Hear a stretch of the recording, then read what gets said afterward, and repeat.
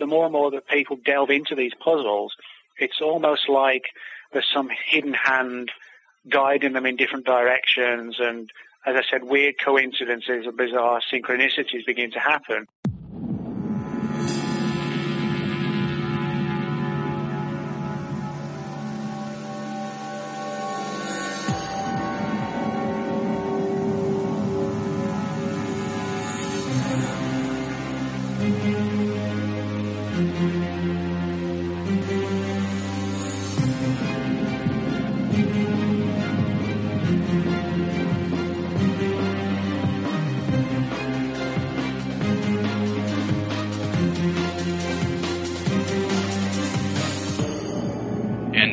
Ladies and gentlemen, Binnall of America Audio, with your host, Tim Binnall. Hello out there, my friends. This is Tim Binnall of binnallofamerica.com with another edition of BOA Audio, Season 3.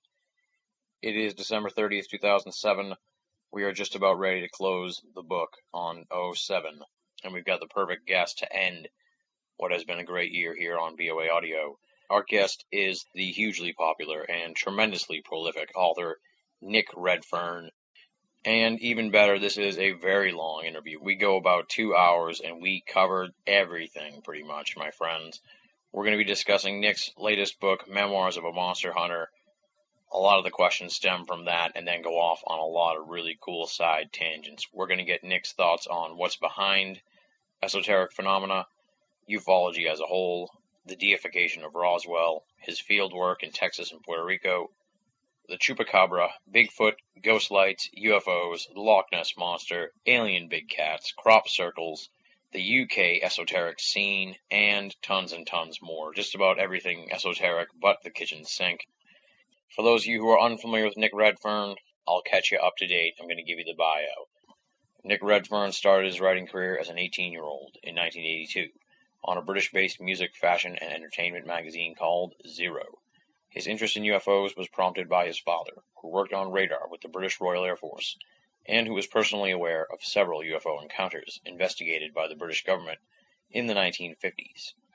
Nick is the author of several books on unsolved mysteries and UFOs, including A Covert Agenda, The FBI Files, Cosmic Crashes, Strange Secrets, co-authored with Andy Roberts, Three Men Seeking Monsters, Body Snatchers in the Desert, On the Trail of the Saucer Spies, Celebrity Secrets, Monkey Man, and Memoirs of a Monster Hunter.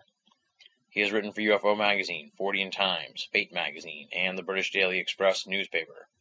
He has spent weeks chasing the vampire-like chupacabras in Puerto Rico for the Sci-Fi Channel and Canada's Space Channel, roamed around the old base at Roswell, New Mexico in search of decaying, smelly alien corpses, tried to conjure up Tulpa-style thought forms of Bigfoot, lycanthropes, and lake monsters in his home country of England, and was once less than politely turned away from the fringes of Area 51 by a fat and humorless security guard. His website is www.nickredfern.com, all one word, nickredfern.com. So, without any further ado, let's rock and roll. This interview was recorded on December 5th, 2007. Nick Redfern talking about Memoirs of a Monster Hunter on BOA Audio, Season 3. Ladies and gentlemen, welcome to a very special edition of Binnall of America Audio. We have a great guest here coming back on the show now for the second time, our second sit-down full-length interview. This is actually, he stands with Jim Mars and Stan Friedman now as the only guy to be on all 3 seasons of Binnall of America Audio. Already a superstar, and I think he'll end up becoming an icon in the world of the esoteric.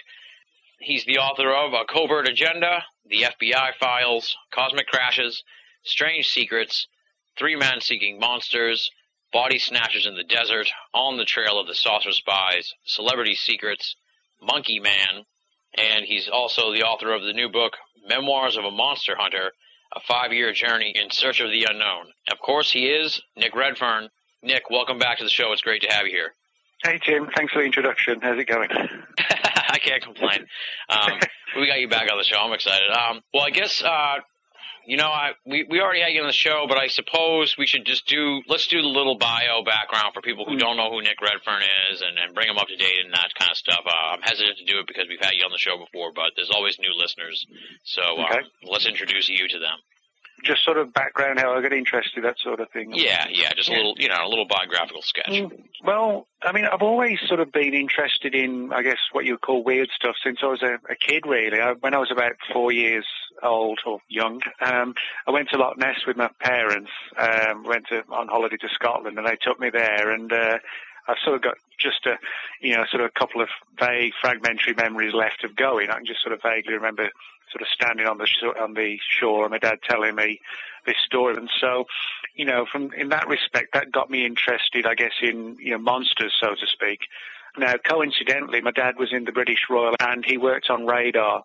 He was involved in several incidents in the early 1950s where weird objects were tracked on the radar scopes. Nobody knew what these things were, flying very high and fast over the North Sea and the English Channel. And pilots were scrambled to try and intercept these things, couldn't get close to them. And at the end of the day, everybody was reminded of the fact that they'd signed the British government's Official Secrets Act and warned not to talk about this incident. So I guess, it was like a sort of a two-pronged attack. I got exposed to the cryptozoological angle of things and also UFOs. And when I finished my education, such as it was at least, I went to work for a rock music, fashion and entertainment magazine in England called Zero. And I wasn't really sure what I was going to do after I left school. I just sort of wandered around aimlessly for a while. But then found that I enjoyed doing the writing and, magazine work and layout. And then over time I thought, well, can I combine this interest in the paranormal with the freelance writing and magazine work? And that's really what I tried to do. And I guess it sort of spiraled from there, really. Nice. And now the new book, as I said, is Memoirs of a Monster Hunter, a 5-year journey in search of the unknown. I guess to start out, it is a memoir, which is exciting for me because I've really enjoyed the personal side of esoterica, the people who are involved in it and their stories. And you have a lot of great stories in there that you just wouldn't get from a straight book like profiling a specific mystery. You know what I mean? This is like the personal stuff. It's great. And I enjoyed it a lot. I highly recommend it to people who want to get an idea of what it's like to be someone in this field, to be Nick Redfern, and the kind of stuff that falls into his lap here over the course of 5 years. The first sort of jumping off point is just that the book is pretty personal. You talk about meeting your wife, and you moved to America, and a lot of stuff like on the personal side, not just the mysteries, also the story about you guys' dog passing away. I guess what made you decide to go in that direction and share so much of your personal life in the book? Well, part of what it came down to, Tim, was that I've written 3 books on cryptozoology, the Memoirs book, 3 Men Seeking Monsters, and one, as you said, the Man Monkey book. And the 3 Men Seeking Monsters and the Man Monkey were both written in the same theme as memoirs, in the sense of like a first-person, on-the-road type story. Yeah. And the main reason why I did that is because, if you're investigating something like UFOs, it's very more like a sterile thing of you're either sitting in a government archive or you're just interviewing a witness about something they saw in the sky. And it doesn't really lend itself to, like an on-the-road investigation. Yeah. Whereas something like going to a specific place like Loch Ness or Puerto Rico, looking for the chupacabras and hacking your way through the rainforests, that does lend itself to sort of an on-the-road description, potentially. So that's really the reason why, I tend to write the crypto books, and specifically as well memoirs, in this sort of on-the-road personal fashion, because, that's the way you do it. You jump on the plane and you hack your way through the jungle, so to speak. Yeah. It isn't just a case of getting the people's stories. It's, getting to these exotic locations and finding them and interviewing them. And, I sort of felt that whereas 3 Men finished with me in England, to sort of get some explanation across to the readers to why I suddenly popped up in America and doing all these American investigations, set the scene with how I came over and why I came over. Not from, an egotistical perspective of wanting to talk about myself, but to get across to the reader that this was like a 5-year odyssey of traveling around, investigating weirdness and, setting the scene and then building it up, so to speak. Totally, yeah. Just from I've done maybe 1% of what you've done in the world of the esoteric, and I could definitely say that some of the best stuff sometimes has nothing to do with the esoteric. You know, it's like you're there at the conference, and you know something amazing will happen that has nothing to do with it. You know what I mean? So it's I know like exactly. that. Yeah. Mm-hmm. I guess your wife was cool with you for putting her in the book and everything, right? Or was this something that she made you do?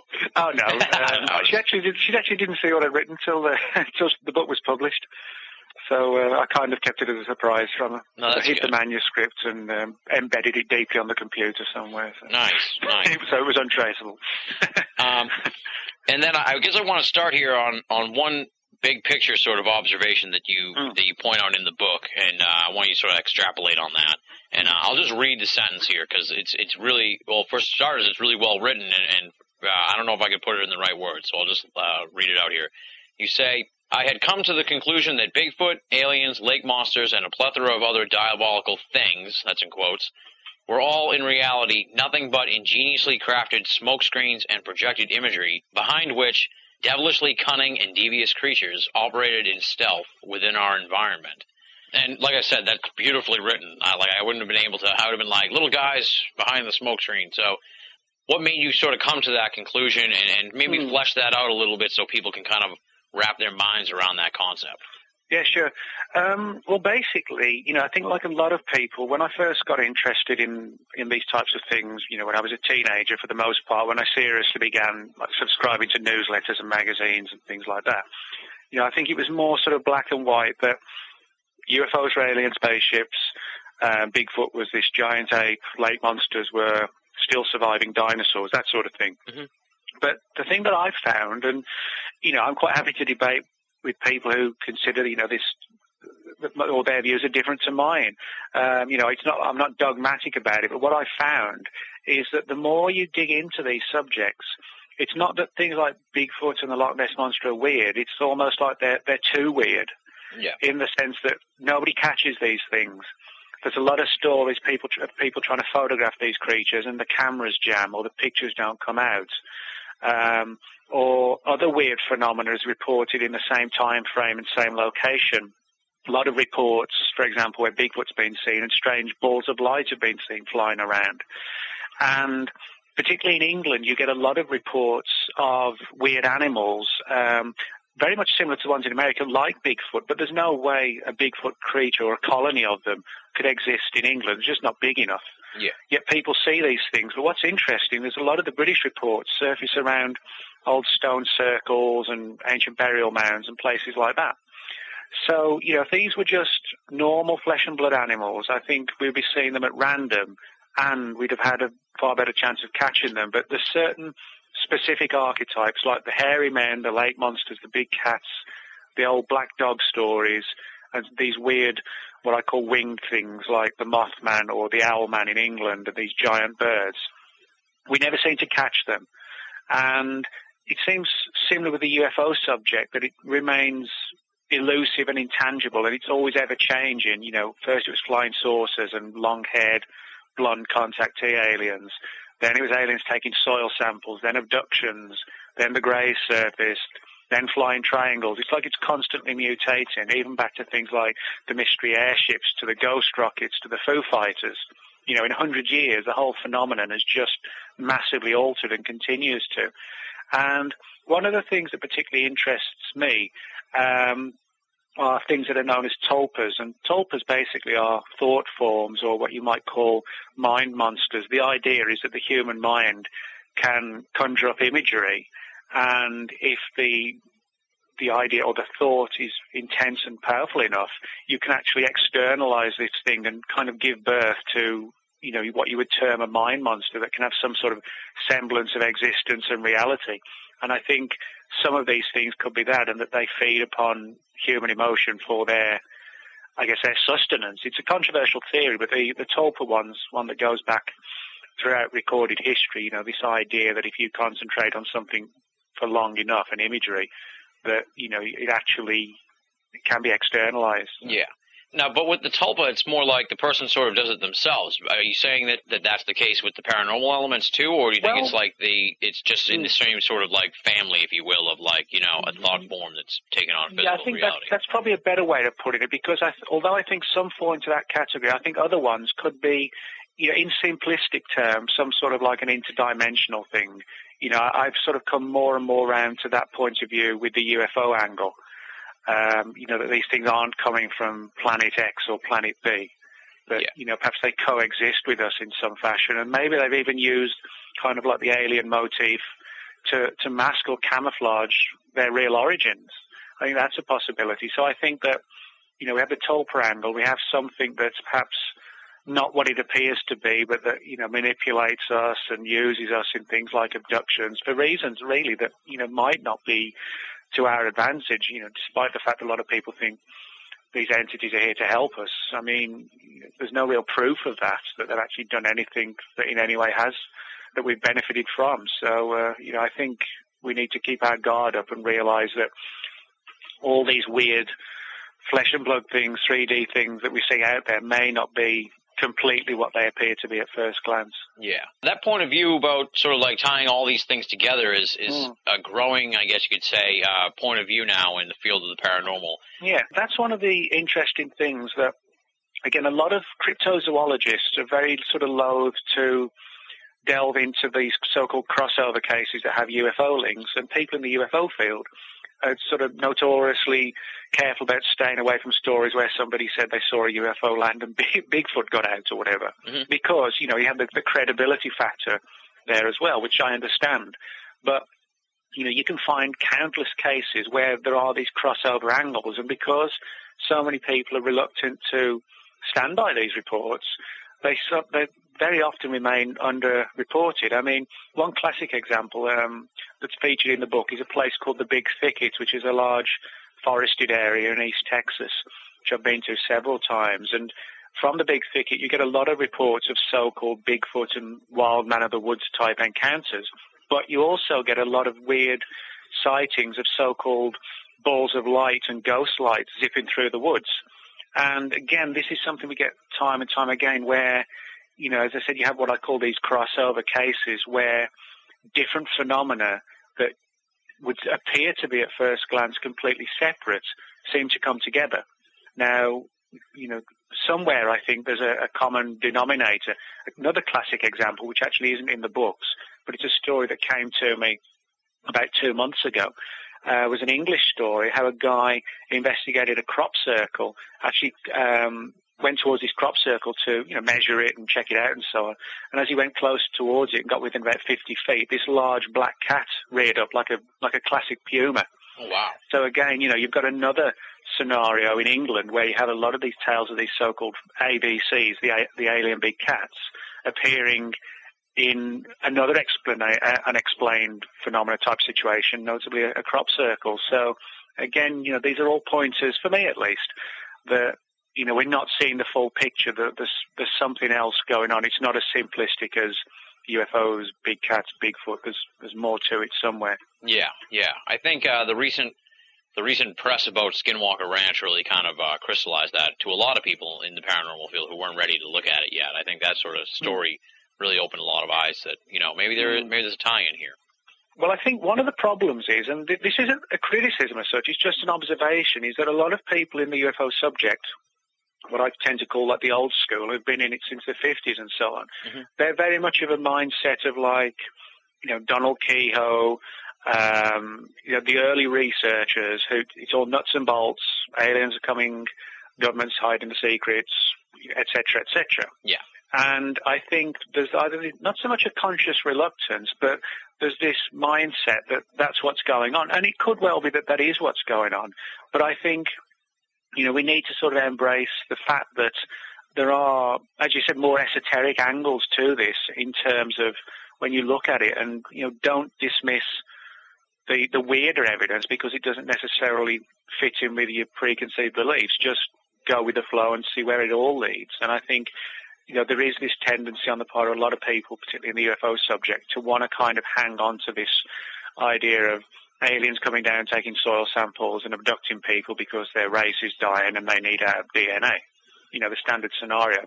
But then you look back in history and you have things like incubus and succubus abductions and cases, which are sort of classic 500-year-old parallels to today's abduction stories. And, people reporting encounters and abductions by fairies where they go to the fairy kingdom, and when they come back, 2 days has gone by, like classic missing time. Mm-hmm. Yet, the phenomena is clearly linked, but it somehow changes or manipulates us over time. To sort of move on to like the next point, I guess, you say in the book you were being interviewed for a magazine piece or something like that in Texas, and that you enjoy doing these sort of like localized interviews because they bring you more leads and more stories from people. The sort of logical question is like, how do you follow up on these? How do you sift through this kind of information when you get people contacting you? How do you sort of, separate the wheat from the chaff when it comes to people that want to tell you their story, if you will? Yeah, it's a good question. Obviously from the logistical perspective, if they're local, then, I always do my best to go and see them in person, because I think, you have to, in a subject like this, you have to be a good judge of character if you can. Mm-hmm. And I don't think there's really sort of any better way of doing that than sitting opposite someone and, understanding their body language. Do they look you in the eye? Do they contradict themselves? Do they seem credible? That sort of thing. There are other times, when people, a country the size of America, you're on the other side of the country and there's just no way you can meet up with them. You just have to listen to their story. And I always try and, ask, was there anybody else with you? Do you have any photographic evidence, anything like that? Other times, people relate accounts and they say, yeah, you can use the story, but don't ever use my name. So, it's kind of like there's several different angles and where you can go so far with some stories and so far with another. And, you have to, I think, when obviously there's no proof, there's no sort of a Bigfoot body or anything like that, we just have to go a lot of times with our gut instincts. And I think I'm a fairly good judge of character when it comes to, assessing whether someone's genuine or not. And, I'd have to say that, yeah, like everybody in the subject, there have been a couple of cases where I'm pretty sure somebody tried to hoax me. But I think for the most part, practically everybody is genuine that I've spoken to, and that, they're just genuinely interested in trying to understand whatever this puzzling thing was they saw and looking to get answers from someone who might be able to help them. And would you say the sort of leads and stories you get are they mostly UFO or mostly cryptozoology or, other stuff or, is there any sort of thing that stands out as being particularly like the most you hear about? I would say it used to be UFOs, but it's probably more cryptozoology now. And that may be, but I think that's possibly just due to the fact that I've done more crypto stuff in the recent last few years. Mm-hmm. I tend to find when I do radio shows or TV, or, I've written something in a magazine article, the feedback tends to reflect the subject matter of the article. Yeah. Broadly, at least. So, but again, that's kind of understandable, but, in saying that, sometimes you'll get something just out of the blue that takes you off at a complete tangent. So. The next thing I wanted to ask you about was this trip you took with some other Bigfoot researchers and stuff in Texas, and you saw the ghost light. Talk a little bit about the ghost light sighting you had, and I was wondering why you said in the story that you took a good picture of it, but there wasn't any picture in the book from what I could tell. There was a picture of the road.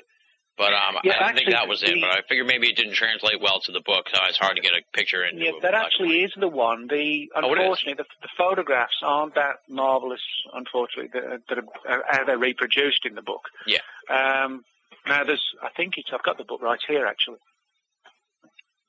And the basic story is that there's this place in Texas I just touched upon called the Big Thicket.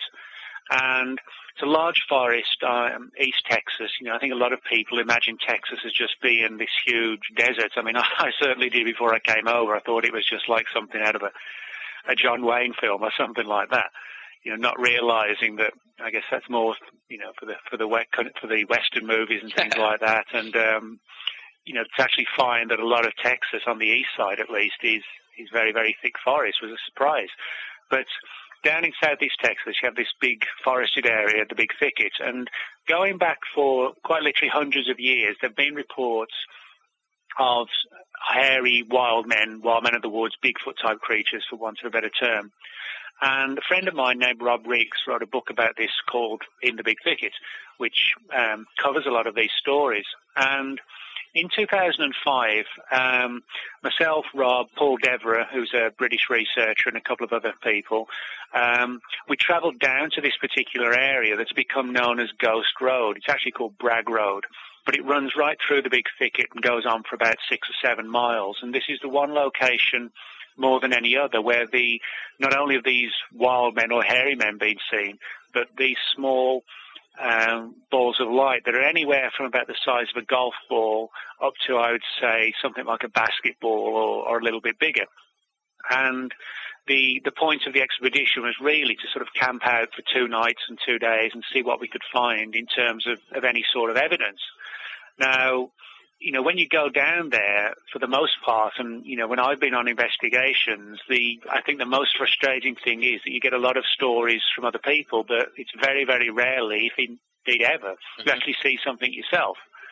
It's one of these things where it seems the researchers are the ones that hardly ever seem to actually come across the evidence for themselves.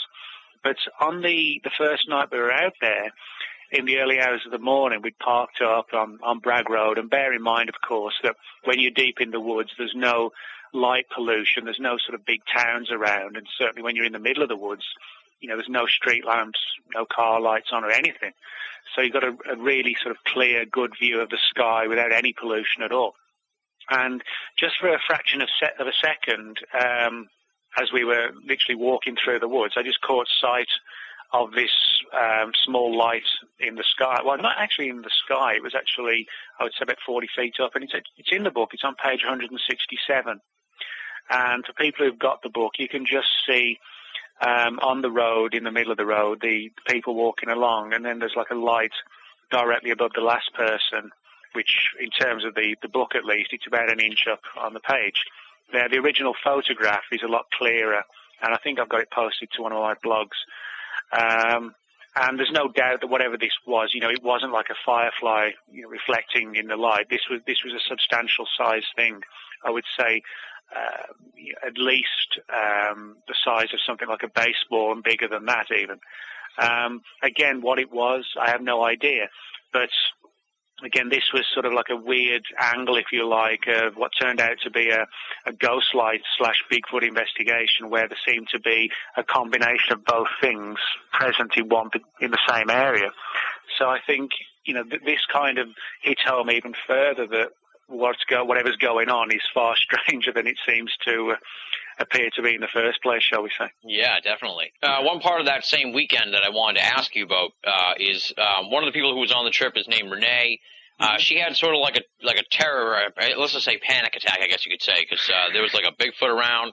She thought or she heard something, and it sort of induced feelings of terror within her. And you say that you sort of had a similar incident like that in England in 2001. So it sounds like this is a recurring theme with the Bigfoot. Yeah, this is one of the interesting things about mystery animals, and when I talk about this so-called tulpa phenomenon. Now, as I said, tulpas are the idea that, you create something out of the human mind and you project it outwardly and it has some sort of semblance of reality. And the idea with the tulpa is that it feeds on extreme human emotions. In the same way we eat food, this thing literally extracts human emotion, high stress environments, that sort of thing. And this is one of the interesting things about a lot of these crypto reports, is that when people either see these creatures or they sense they're around, it's not kind of like a panic or a fear that, you're going to get attacked by a bear. It's almost as if whatever these things are, they kind of have the ability to elevate fear levels or stress levels. I can think of several cases. A friend of mine, John Downs, who investigated a British Bigfoot-type case in early 2002, he was out in the woods where this weird sort of 7-foot-tall hairy creature had been seen and reported how his electrical equipment all started to fail. And he had this weird feeling like for people who suffer panic attacks, I imagine that must be what it's like. It's just like a feeling of fear came over him for no reason. Mm-hmm. And then, lo and behold, this creature, or whatever it was loomed out of the shadows for 5 or 6 seconds, ran to one side and was gone. And he described it as being almost like one-dimensional, like a shadow almost, but shaped like a giant gorilla or something like that. And this is something that happened in the Big Thicket case that I mentioned, that one of the women who was with us, she had this feeling that there was some sort of creature in the woods, and there were sounds of heavy footsteps, etc. And this feeling of overwhelming panic came over her. And, when you have that, as you mentioned, in Australia, then you have it in America, and you have it in England, and all these stories are connected with induced feelings of panic, and then these creatures appear. To me, that is pretty strong, excuse me, I wouldn't say evidence, but intriguing data suggesting that these are tulpa-like phenomena, elevating our emotions and then literally feeding on them like an emotional vampire, which is the classic description of the tulpa. Absolutely. There's something really interesting about that, and it really adds a whole other dimension to the whole mystery. I was just going to say there's actually a crossover that some people have noticed with alien abduction accounts. People have said, well, you look at a lot of abduction stories and the aliens tell the people, well, they show them images of like atomic bombs going off and the world being destroyed and things like that. And, people have surmised that, well, that's because they're trying to warn us what our future might be. But, a number of people have said, well, maybe they're actually doing that to induce high stress and high emotion states in the abductee so they can feed on them as well. That's another angle, another way of looking at why we're being manipulated, possibly. Yeah, I never really... maybe we're actually being abducted because we're literally being farmed. Our emotions are being farmed, if you like. So. That's some heady stuff. I never even thought about that, but that makes a lot of sense. And to sort of dive into the world of ufology here, one of the most fascinating parts about Memoirs is your take on the whole backlash from within ufology to your book, Body Snatchers in the Desert. We kind of had a laugh about it in the last interview because you had just released the book about On the Trail of Saucer Spies, and I think I asked you if it was a make-good to the people in ufology after Body Snatchers.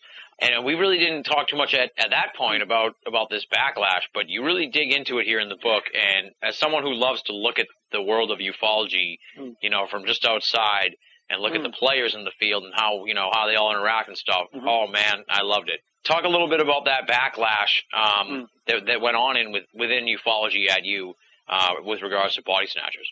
All right. Well, basically, for people who do know or don't know, a quick summary. Body Snatchers was a book I had published in 2005, which was a study of the Roswell story based upon various accounts given to me by 5 or 6 old-timers from both the American and British intelligence community who said that the Roswell story was actually based around classified balloon experiments using Japanese prisoners of war, and that several of these experiments had gone wrong. These huge balloon arrays that were being used for high-altitude exposure experiments and cosmic ray experiments went wrong.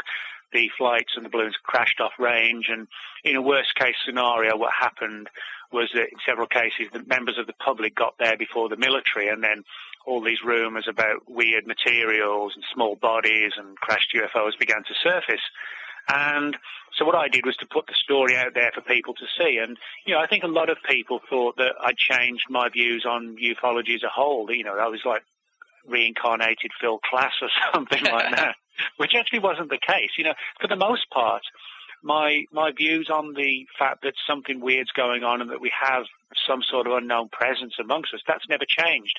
I think what the problem is that for a lot of people, it's become impossible to separate Roswell from the overall UFO mystery. And what I always say to people is that, there are thousands of very, very strong UFO cases. And I think the UFO community is in danger of kind of like putting all its eggs in one basket and elevating Roswell to like the Holy Grail. And then if it collapses, for many people, ufology collapses, and that isn't the case. Even if you take away Roswell, there are countless good reports that something weird's going on. Yet people were saying, oh, he's trying to destroy ufology or he's bringing down the Holy Grail. Well, the whole point is there shouldn't be a Holy Grail of ufology. There should be a collective body which we try and analyze and come to some conclusion. So I put the book out, became the bad guy of ufology for a year or two. Without people, even asking the question, well, have your views changed overall? No, they haven't. It was just this one case. And, if people ask me, is it possible you were fed disinformation? I always say yes. There's no way, I'm not able to say I wasn't. I could have been lied to. That's the point. The whole point was to put the story out there because for whatever reason, it's either true or it's disinformation, somebody considers Roswell important enough to put this story out, if you see what I mean. Yeah. So quite clearly something happened. Now, as you mentioned with respect to the backlash, it was basically sort of the typical things that you get in ufology. Oh, he's been paid $1 million to destroy Roswell, which is why I live in like a two-bedroom, a little two-room apartment on the third floor. That was one of the things we put forward. Oh, he's been paid off by the government. Another one was, he's been deceived and he's fallen for it. I would never say, even if I had been deceived, that I fell for it. I think I put the story out in a fashion that told people what I was told, and I put it out to say, hey, can we take it any further? Not from the perspective of being some sort of wide-eyed person who was just, listening to everything that was said to me and just parrot fashioning it back, so to speak. But the other angle was, that I was actively in cahoots with everybody from the Bilderbergers to the Illuminati and, just about every bad guy you could think of. And, I mean, it didn't really, it wasn't sort of that, there was nothing sinister about it, but it was just the usual stuff at conferences, people whispering on the other side of the room that there he is, the traitor in our midst, so to speak. And I got a lot of weird emails. I won't say the F word on air, but a few of them contained it. And, saying I was an idiot and for falling for this story and how can you believe this and you've damaged ufology, et cetera, et cetera. And I always say, joking aside, I always say to people the one thing we need to remember about the UFO subject is that regardless of what we think's going on, regardless of how passionate we are about all the different theories, we always have to remember that the U in UFO still stands for unidentified. As a community, we don't have an alien we can parade before the press, before Fox News or CNN or anybody like the BBC. We're still looking for the answers. Maybe somebody on the inside has the answers, but we don't. And until we know, I don't think we should get too tied down with endorsing this or that without really knowing. And I think that's why we need to put all the evidence out, even if some of the evidence isn't what some people want to hear. That's too bad. The worst thing we can do is just file information away in a cabinet somewhere because we don't agree with it. That's as bad as the government hiding stuff because they don't want us to know about it. So, I took a chance. I put the story out. I published it. I got the typical bad guy stuff. Some people understood why I was doing it. Other people who were more open-minded said, we need to look at whether there were sort of dark and dubious experiments going on in New Mexico at that time with the Operation Paperclip, people coming over from Nazi Germany, etc., in this same time period. And, as I said, it was typical scenarios, Men in Black type things, being paid off, and people whispering around in the dark at conferences, and, I just took it in my stride, and that's ufology. There you go, yeah. And one of the things that you said, you ran into a couple of researchers, and you name them in the book, but I'm not going to get into that. People can buy the book to find out who we're talking about. They were like, oh, Nick, it's so sad that you fell for this, or they sort of like they felt bad for you, like they thought that you had fallen for something.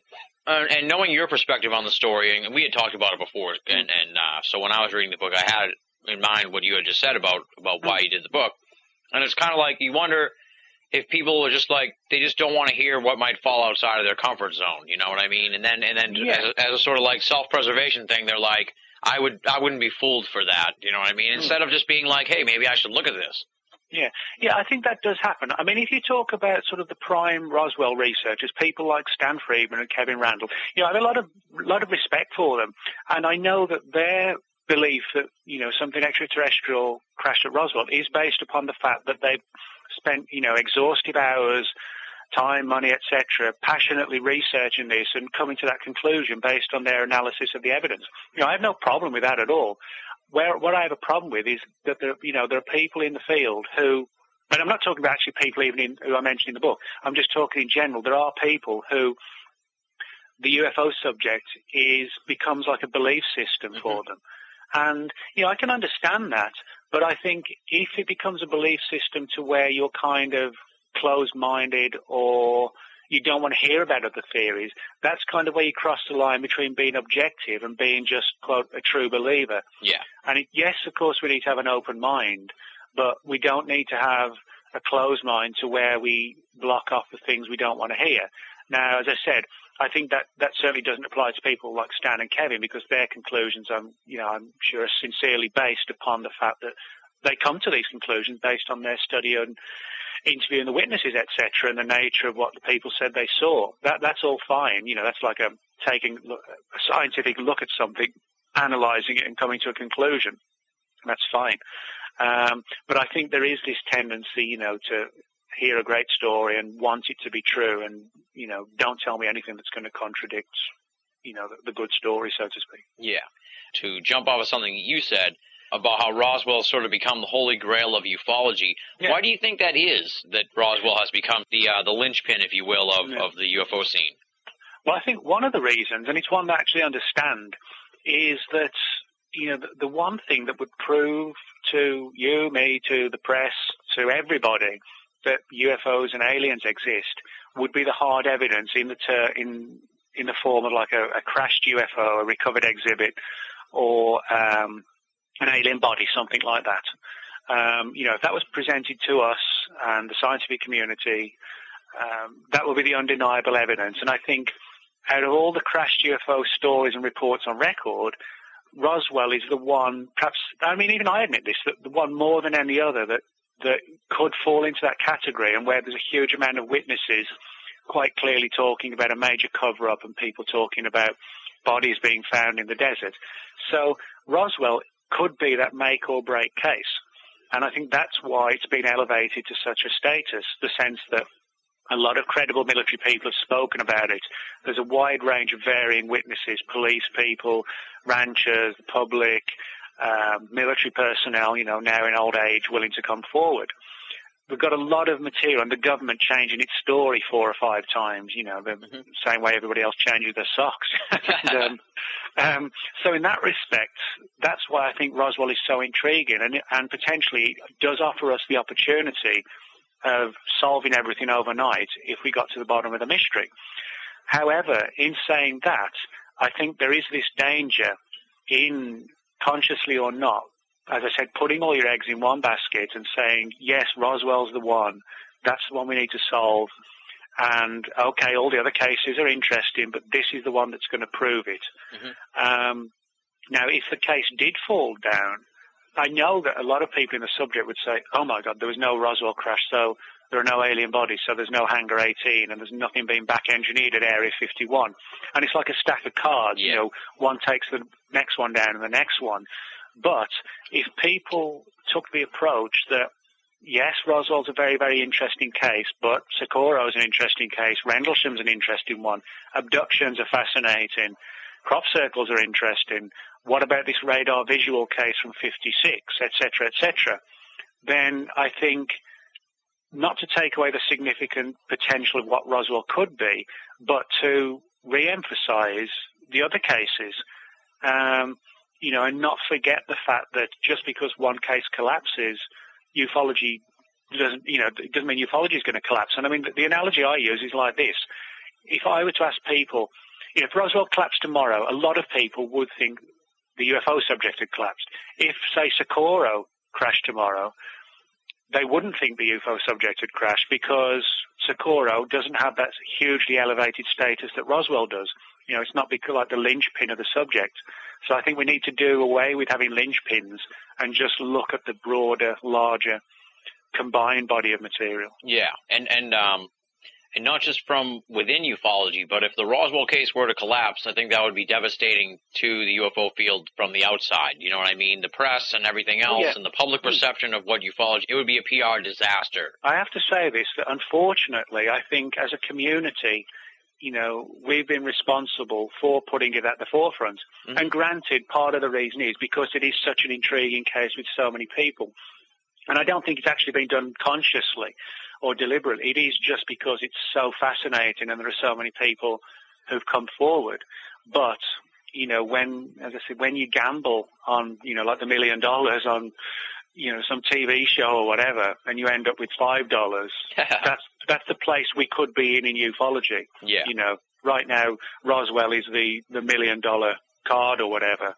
That we lose that, and then we just go crashing down to $1 or whatever. So yeah, that would be. And we need to be find a medium somewhere in between the two. Yeah, definitely. I'm all in favor of sort of moving on from Roswell at this point. And one quick thing as well on Roswell, I think one of the big problems with Roswell that's, so many people want to solve it. I'd like to solve it. I think everybody would like to solve it. I think the big problem is, and the big worry is, that the longer it goes on and on, it's like the less chance you have of solving it. And the analogy I use, it's kind of like an American Jack the Ripper, in the sense that there was this unsolved murder in Britain 100 and something years ago, and lots of stories about government cover-ups and who was he really. And I think Roswell's now in the danger zone of falling into that category of becoming not a myth in the sense that nothing happened, but becoming like a part of mythology. Yeah. Cultural mythology, in the sense that it's this fascinating mystery that never really gets resolved. And I think, unfortunately, Roswell is fast falling into that particular category. It's like you look at some of the guys who worked there at the time. They were 30. They're going to be like 91 now. Mm-hmm. That's how long ago it is. Yeah. And when you get to that realization, you begin to realize, well, if the government's not going to tell us, 10 years from now, no one's going to be left at all. They're all going to be gone. And, does that mean in 100 years from now, people are going to be writing, the 200th anniversary edition of the Roswell incident or something like that? I mean, that could be the worst case scenario that we just don't know because so much time has gone by. Yeah, it'll enter like the Jesse James type of thing where people aren't sure what happened with that.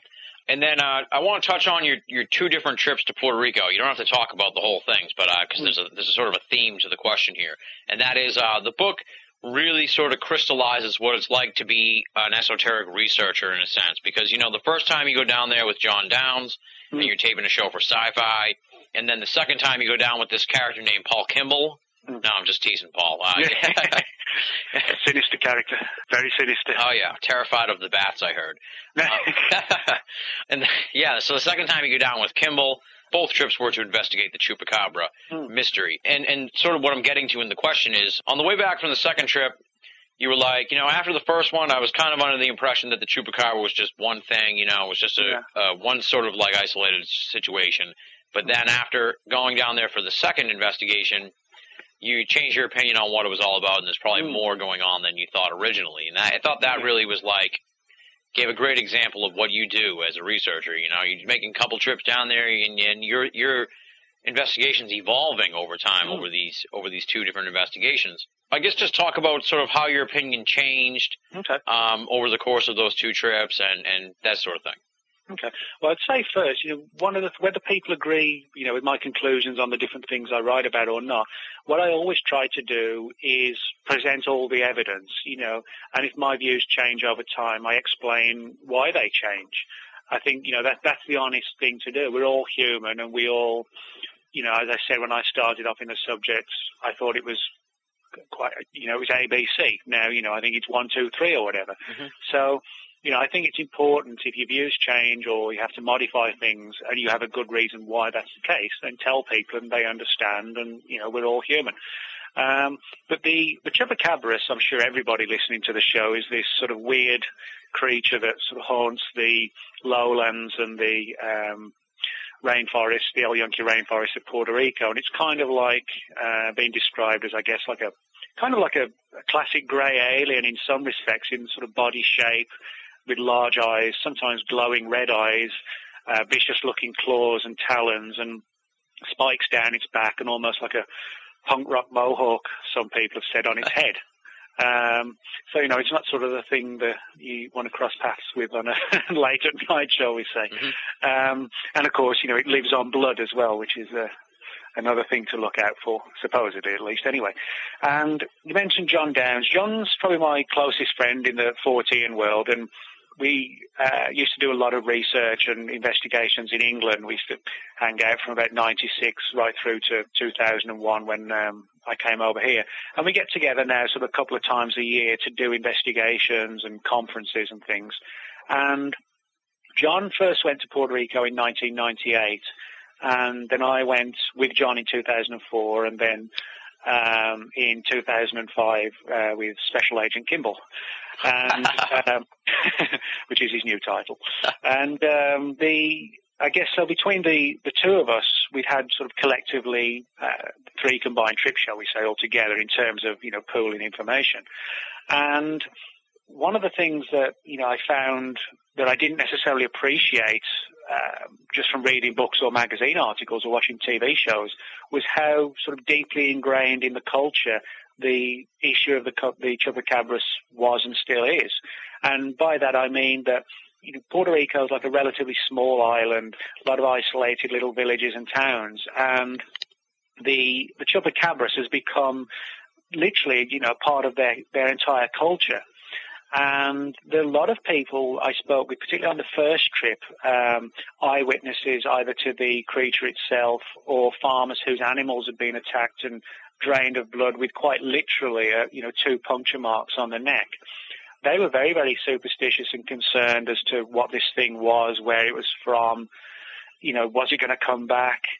And John, for example, even interviewed a couple of people on his first expedition where when he went in the one little village, they actually got crosses painted on the front doors, something like straight out of like an old horror film or whatever. The sun sets and they paint crosses on because the vampires are going to come down from the mountains or whatever. That was exactly how it was. So actually to get out there and, meet some of these people and gain their confidence to where they're willing to talk to you was an eye-opening experience. And, from a cultural perspective as well as, driving around the island and checking out some of these little towns and villages and going high up into the mountains and, for example, speaking to an elderly lady who told us how she'd seen one of these creatures back in 1975, which she described as having like a monkey-type body with large, leathery, almost like pterodactyl-style wings, which sort of glared at her in the middle of the road. Just literally had to stop the car. A woman who had no axe to grind, no reason whatsoever to, invent tales like this, just had a fascinating story and wanted to know what was going on. So that was really the situation with the expedition that I went on in 2004 with John. Mm-hmm. Now, in 2005, Paul was making this documentary called Fields of Fear for his company, Red Star Films, which was essentially like an overall study of animal mutilations, with obviously the emphasis on cattle mutilations. And one of the things that Paul wanted to cover was the chupacabras, because although, it wasn't kind of classed exactly the same as the cattle mutes, where people talk about surgical precision and, laser-like incisions and organs being excised with what appear to be high heat or instruments, etc. That's not how the chupacabras reports were, but they were by definition animal mutilations and animal killings. So we went out there, I think it was for about a week or so now, and again, Paul had got a researcher on the island that we worked with who'd got a huge range of knowledge on the subject and also was able to put us in touch with various people from the civil defense units, pretty much anybody and everybody who could give different perspectives on what this creature could be. And one of the things that the researcher, by the way, his name was Orlando Pla, and Orlando told us various accounts that he'd come across. Some people talking about, yes, this was like a very weird-looking creature with bat-like wings that, some people suggest it was connected with aliens. Some people thought it was like a supernatural entity. Others even suggested, which I don't buy this theory, but it was one that circulated quite widely amongst the, some of the more superstitious people, was the fact or the idea that, it was some sort of weird genetic experiment created in a laboratory that got wildly out of control. And, I pointed out in the book that I know governments are up to some weird stuff, but I don't even think that the best scientists of the U.S. government can kind of mutate a little rhesus monkey into like a razor-clawed killing machine, like that's, with bat-like wings. That's just not plausible, I don't think. So that theory is in circulation. One of the ones I actually found most interesting of all was one that Orlando told us, was how drug smugglers on the island were actually exploiting the mystery for themselves and spreading chupacabras tales in areas where they were doing their drug drops to keep people out of the area. And, you know, this is kind of like almost like a psychological warfare angle of creating mysteries or exploiting mysteries to cover up something else. Mm-hmm. And I think that applies with the UFO subject. I think the military uses the UFO subject sometimes as a cover for testing of, you know, next generation stealth type aircraft. They're quite happy for people to think they've seen little green men because it keeps the real story hidden. Yeah. And so, you know, we had all these different stories when I went with Paul, and we also uncovered a number of stories where Orlando had told us that the people had actually reported seeing other creatures on the island. One very similar to the sort of famous velociraptor off Jurassic Park, and even big cats. And one of the things that might surprise a lot of people is there actually aren't any big indigenous animals on Puerto Rico at all. It's actually, although it's got a lush and green rainforest, in terms of the indigenous animals, you are pretty much limited to things like sheep, goats, pigs, chickens, that sort of thing. There's nothing like, you know, monkeys, lions, tigers, giant snakes, nothing, even though, as I said, it has this huge rainforest.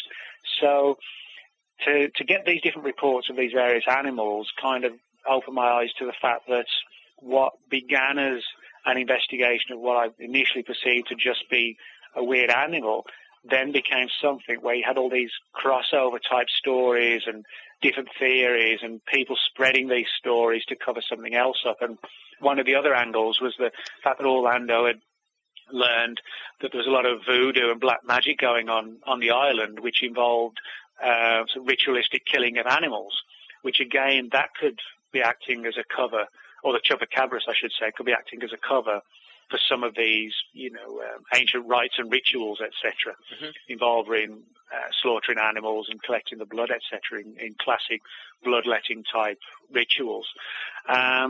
So, you know, I think if people ask me what the chupacabras is, I think it's probably a combination of various things. I'm convinced there is something weird out there doing these killings.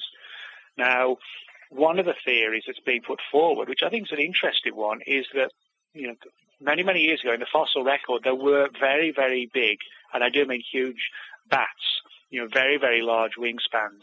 Now, if you look at a bat, and, you know, if you remove the wings, it almost does have like this monkey-type expression and features. Now, if it's possible that, as some people believe, certain creatures in the fossil record have survived extinction, is it possible that some of these reports could be due to the activities of some sort of giant bat or bat-like creature? I wouldn't rule that out. But again, the problem with that theory is that a lot of the chupacabras reports have occurred in the same vicinity as, again, UFO reports, particularly also black flying triangle reports, weird lights in the sky, animal mutilations. So in that respect, I think, you know, we don't have the answer, but one of the things I tried to get across in the book with these expeditions was to point out to people that with cases and events like this, really the only way to do it is to keep getting out there and trying to find more and more people to interview and actually getting into the thick of things. You know, the internet and books are great, but there's really no alternative for sort of getting your hands dirty and, you know, clambering through the woods to find some old guy who said he saw, you know, ABC or whatever. Yeah.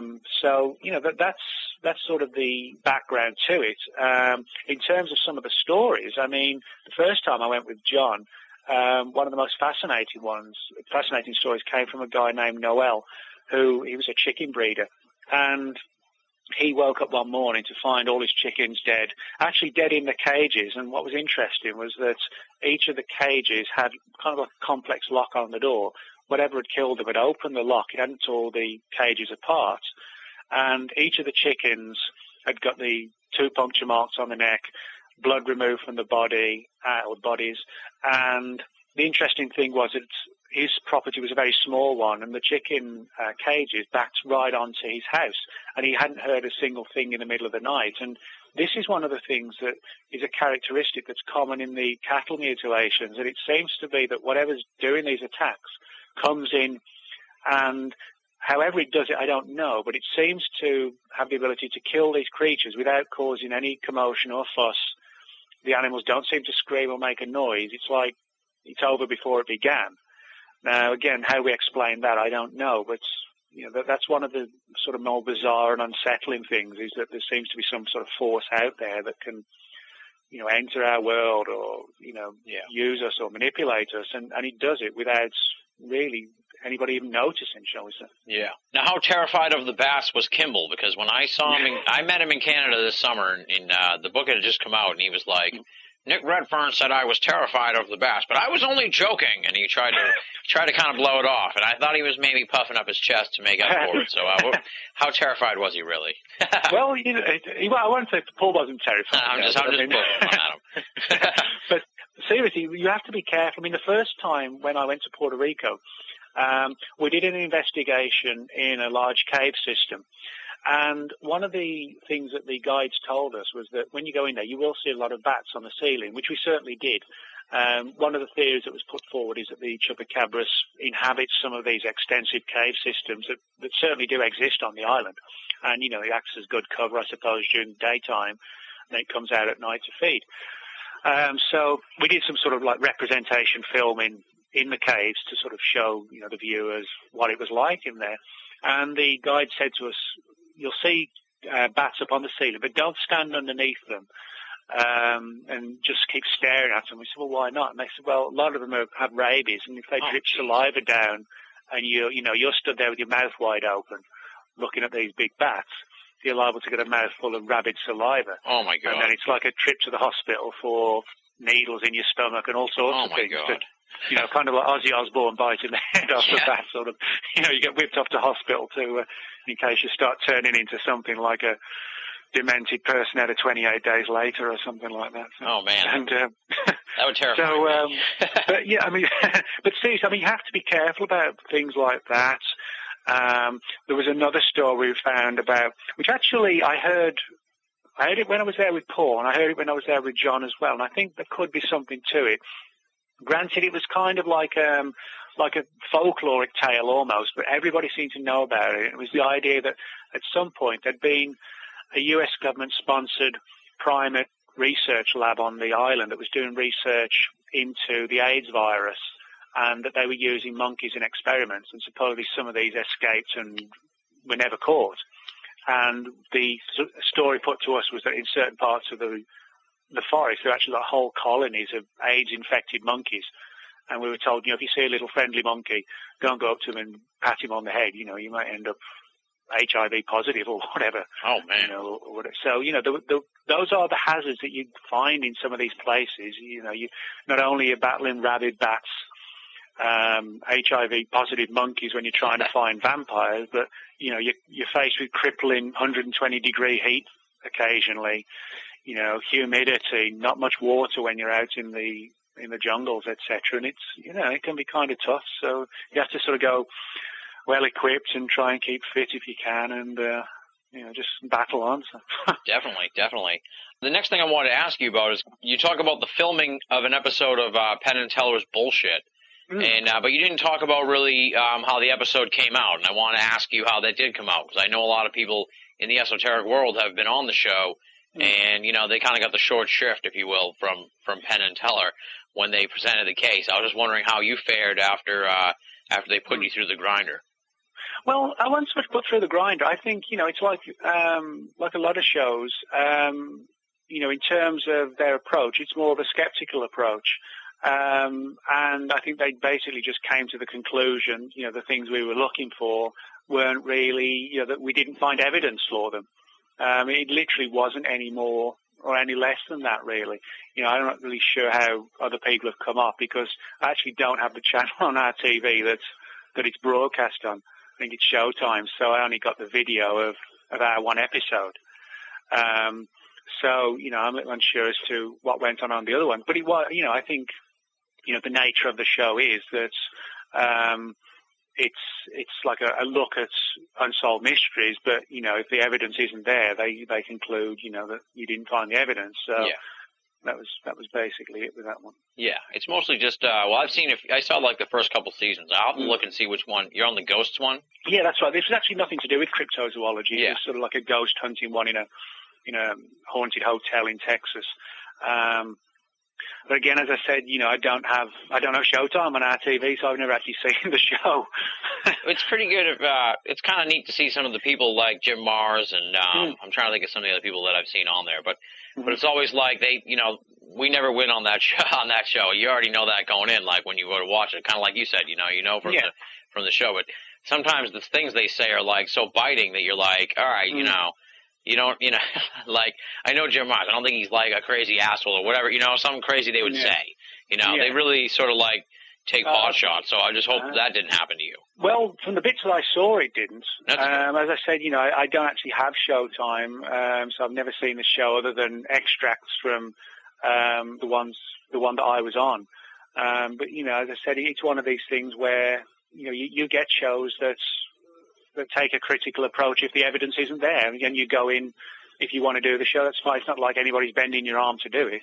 Mm-hmm. You go into some of these programs knowing that if you're up against skeptics, what the outcome's going to be. So. Have you ever done like a TV show and then been disappointed after the fact that it turned out, that they went after you or they, you know what I mean? Like, they were skeptical and maybe, because like when I talked to Jim about this, he said, the crew and everything that came down to film him were like the coolest guys, and they were totally down with what he was talking about. I think it was JFK assassination, and they totally understood. They were probably freelance dudes from around Texas. Yeah.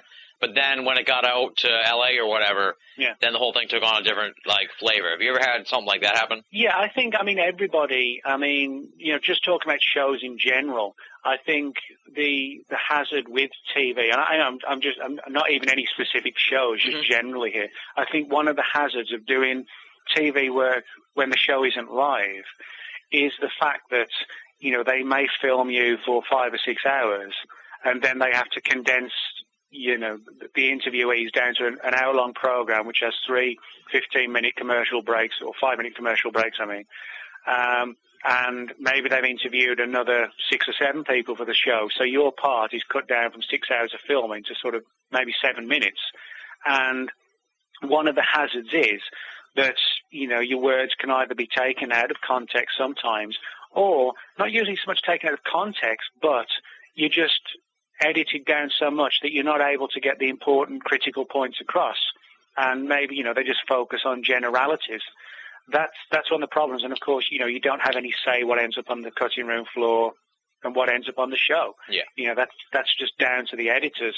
I found that several times myself where, I've done a TV show. I've presented, for example, government documents confirming, where a pilot, for example, seen a UFO.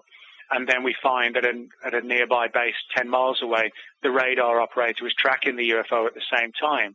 And I presented the documents with the top secret stamp on, or the secret stamp or whatever. And then when the show is broadcast, you sit down and watch it, and none of that appears. And it's Nick Redfern believes UFOs exist because, his dad saw one when he was in the RAF or whatever. Well, why mention that? Why not just show previously classified documents that confirm these events? Yeah. That's the thing. It's often that the good stuff gets left behind. And unfortunately, that's just partly sometimes due to the nature and the bias of the program, and other times it's just due to the fact that they've got a small show with loads of people to interview, and what was originally a huge in-depth interview ends up as just soundbite quotes here and there. Yeah. And, but I don't think that's necessarily just relative to ufology or even the paranormal. I think, that's, if there's some, TV documentary on the history of the Second World War or whatever, you have the same thing. Mm-hmm. It doesn't matter what it is, really. That's just TV, unfortunately. Yeah, that seems to be the case. One of the big themes in the book is this synchronicity that seems to follow you when it comes to the esoteric, and strange sort of things sort of happen. I'm sure you can tell them anyway yourself, but like the MJ-12 and the plane that says JM-12 or JM-21 or something like that, and you're going to a conference and it turns out it's going to be at your sister-in-law's place or something along those lines. And it seems to keep coming up over and over and over again in the book. I guess just talk a little bit about that synchronicity and what do you think that's all about? Well, I think one of the things I've found, and this is one of the reasons why I think what appears to be black and white issues relative to different aspects of the paranormal, whether it's cryptozoology or ufology, one of the reasons I think they're not black and white is this issue of repeated synchronicities that a lot of people in the subject have. And it's not something special to me. Nothing, I'm not anything special at all. It just literally is the case that the more and more that people delve into these puzzles, it's almost like there's some hidden hand guiding them in different directions, and as I said, weird coincidences and bizarre synchronicities begin to happen to where you almost actually kind of question reality, or are we living in some sort of weird Matrix type world or whatever? And, I point this out in the book that on repeated occasions I've had weird experiences where you begin to think, well, there's no way this meeting or this thing could have happened by chance. And when it keeps happening, you think, well, what's the point of it? Who's doing it and why is it happening? But, I mean, a few classic examples. You mentioned about conferences. The Texas Bigfoot Conference in 2004, which I was booked to speak at, so I got a call from the organizer, said, would you like to come and speak? Yep, that's fine, no problem at all. We booked her into this particular bed and breakfast, and they're like, oh yeah, I know where that is. And I said, oh, how do you know that is where that is? I said, because it's my wife's aunt who runs the place. That's just like a down-to-earth thing that could happen to anybody. Mm-hmm. But, there have been some stranger ones. You mentioned the MJ-12 story. This was a really weird one.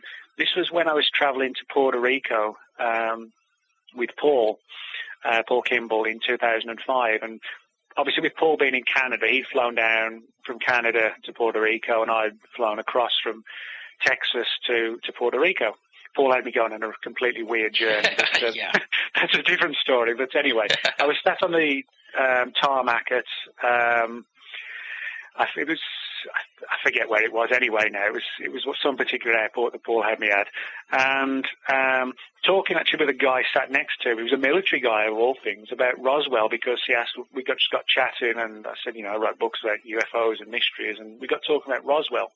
And lo and behold, as we got talking about Roswell, this plane sort of just taxied past the window at the back where I could see it, and the tail letters on the aircraft were 12 MJ, which, is like MJ-12. Yeah. And so I quickly snapped a photograph off, and it's actually on my UFO Mystic blog.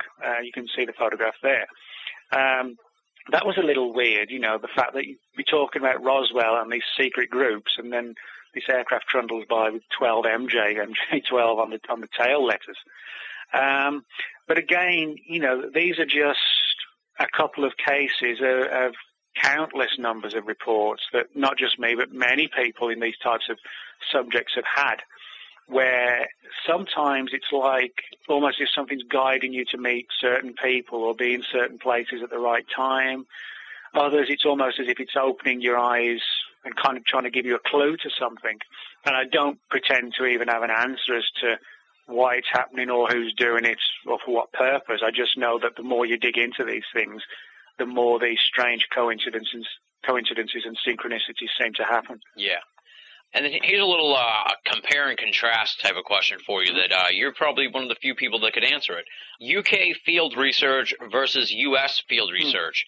Are there any big similarities or differences between the two countries and when you're doing field research? Maybe the witnesses are hesitant to talk in one country or less hesitant. You know what I mean? Well, I think one of the biggest differences is based upon the fact of the different sizes of the countries. Mm-hmm. Britain itself, England, Scotland and Wales, the square mileage is actually smaller than the three countries combined. England, Scotland and Wales, the square mileage is smaller than the square mileage of the state of Texas. Oh, wow. It's literally like about 50 miles smaller, I think, something like that. And so, you bear in mind the sheer scale of the size of America compared to Britain. One of the things I think, one of the big differences is that because, all of us in paranormal studies are usually, unless we're really lucky, we're always sort of strapped for cash and to do investigations. Yeah. And so, there's no way that I can sort of live in Dallas here and jet off to California tomorrow and then jet off to Nebraska on Tuesday and then New York on Wednesday to do investigation. I'll be bankrupt inside a week. It's just not feasible because the country's so big. So one of the big differences, I think, is that in America, a lot of the investigations are always undertaken by groups local to that area. Whereas in Britain, when I used to live over there, somebody might phone me up and say, hey, I've got a story of a crashed UFO in Scotland. It's like, well, I'll get in the car, I'll be there in 5 hours or 6 hours or whatever. If I avoid the cops, 4 hours. Or somebody said that a crop circle's appeared down in Wiltshire, which is like a 3-hour drive from where I used to live. The advantage there is that everybody in the subject in England, whether it was crop circles, ufology, cryptozoology, everybody pretty much knows everybody else, not just by reputation, but by face. And everybody hangs out with each other at the same conferences because, there's nowhere really that's going to take you more than a day sort of half a day to drive to, unless you're at the bottom of the country driving to the very top, and then it's no more than a day. So, I think that's the big difference, was that in Britain there's more of like a united countrywide scene where everybody's getting involved and everybody's friends and knows each other. Whereas over here, I think it's more, there's a lot of people who I've corresponded with on things like UFO updates, but I wouldn't have a clue what they look like. Yeah. You know what I mean? Because you just never see these people. Mm-hmm. And that's not a criticism. It's just the fact that, the countries are so different in size that you just don't get to meet up with certain people, and a lot of reports get localized. And I think sometimes, unfortunately, when there's a lot of local investigations going on, people perhaps on the other side of the country don't necessarily always get to hear about them. Yeah. That can be a problem in terms of sharing information. Less so now the internet's, up and running, obviously. But, in years past, I think a lot of stuff might have got bypassed, people just not knowing about it. But I think for the most part, it kind of parallels quite closely. I don't think there's that many differences. You have people in both countries going to archives looking for government files or, going out into crop circles and trying to do scientific tests on them, or investigating abductions, hypnosis, that sort of thing. I don't think there's that many differences. I think in Britain there's more, I won't say more of a skeptical approach to the UFO subject. I would say that perhaps the alien angle is less dominated in Britain than it is over here. And, people are perhaps more inclined to look at some of these weirder, more esoteric ideas of, interdimensional things or, paranormal aspects to these phenomena rather than just, nuts and bolts spaceships, etc. Mm-hmm. And I think with cryptozoology as well, I think, again, because Britain is a small country, and it's easy to travel around, and there aren't a lot of really massive forests. Yes, there's a lot of big forests, but not anything like the Pacific Northwest.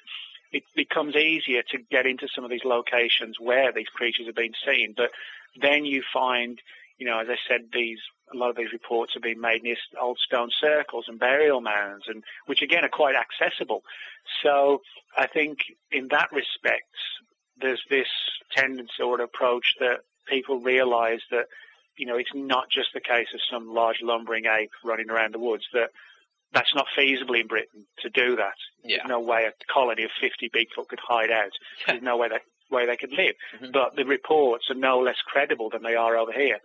But I think because of the nature of the country, people realize that, hang on, there's got to be more or something stranger to it. So those are the main differences, I think. Is there anything in the esoteric world that you haven't researched that you'd like to, when things settle down a little bit? I know you don't, you're a writer, you don't want things to settle down, but is there anything you'd like to look into someday that you haven't had a chance to dive into yet?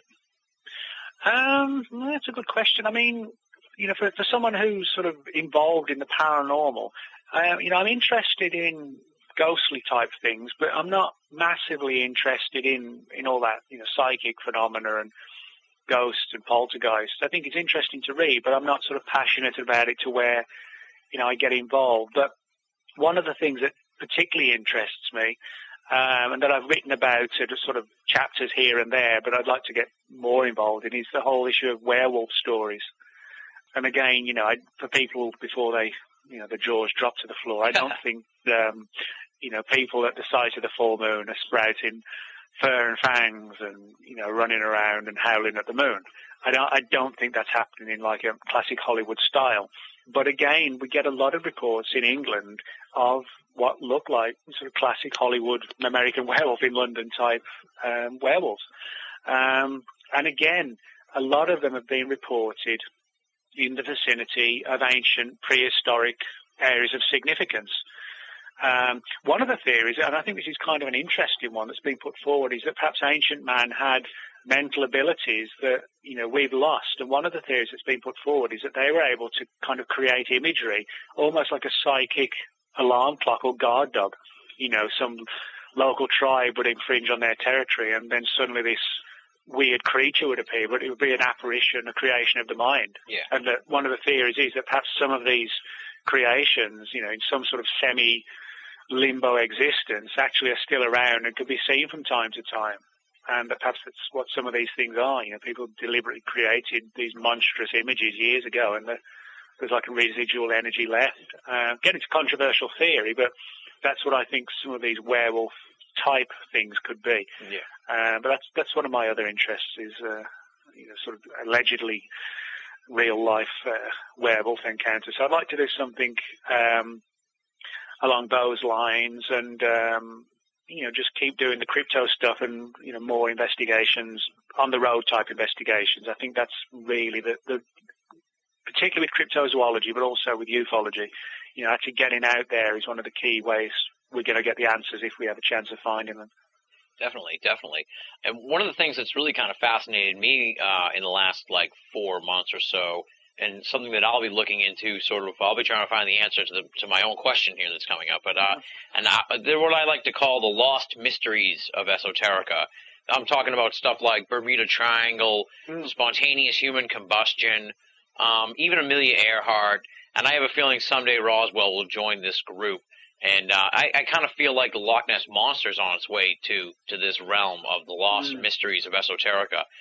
Why do you think these stories, which were pretty wildly popular, like in the 70s and 80s at least, because I remember seeing those Time Life book commercials, and, definitely Bermuda Triangle was one of the big guns of esoterica, and now it's like you barely ever hear about it anymore.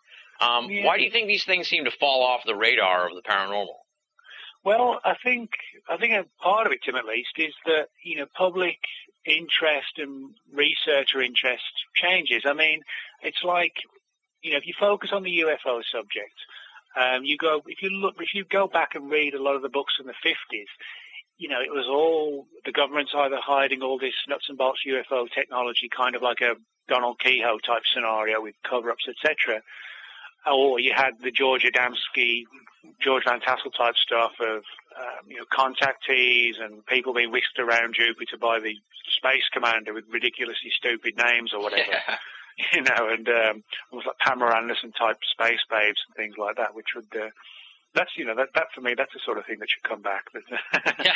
But no, I think part of it at least, I think, is that for whatever reason, there's good evidence with ufology that the phenomenon itself is changing and manipulating us.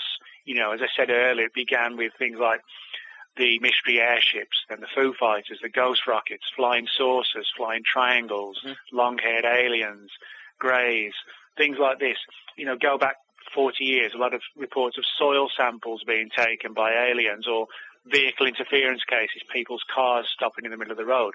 Things like that now, we rarely get reports like that anymore.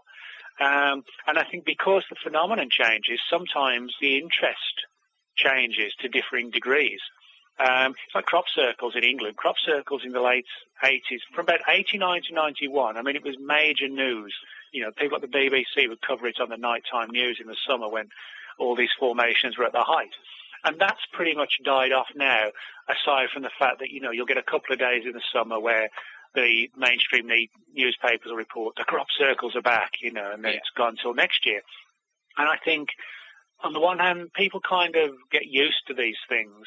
I think the other issue is that when the mysteries aren't solved, sometimes, and this applies to the research community as well, not just the media and the general public, people walk away from them because they get frustrated at the fact that this mystery that they've been looking into for so long remains unresolved, and they never did get to the bottom of it.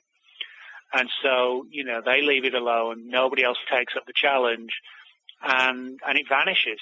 And I think it's the same, you look back 100 years, in the Victorian times, for example, one of their big things was seances. That was a huge thing in England back then, rapping on tables, that sort of thing. And again, you don't see that at a great level now. That's kind of been replaced by, I guess, the equivalent of things like ghost hunters and those type of things. Yeah. So again, it's not so much the phenomenon's changed, but I think approaches have changed. There's differing opinions on different parts of different people as to what might be going on. There's people who've walked away from the subjects because they haven't solved it. No one else has come to take the mantle after they've gone. And, so they do go into limbo. It's like one of the ones I always found fascinating was the Philadelphia experiment. I don't know what happened there, but certainly, when Bill Moore's and Charles Berlitz's book of the same name came out, that was big news.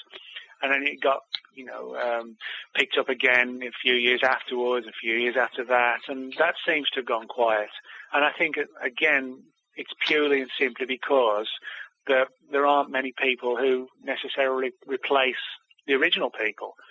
So I think this, I agree with you. There's a lot of great mysteries out there that, unfortunately, with the human attention span, we forget they are out there. Yeah. And you think, well, why didn't somebody go back and investigate this? It's a great story. So. Yeah, it's weird. It's a strange sort of turn of events. All right, now we'll segue into these questions that I got from the two writers we have at the website, and also one of our big time listeners, my boy Richard in Wales. Okay.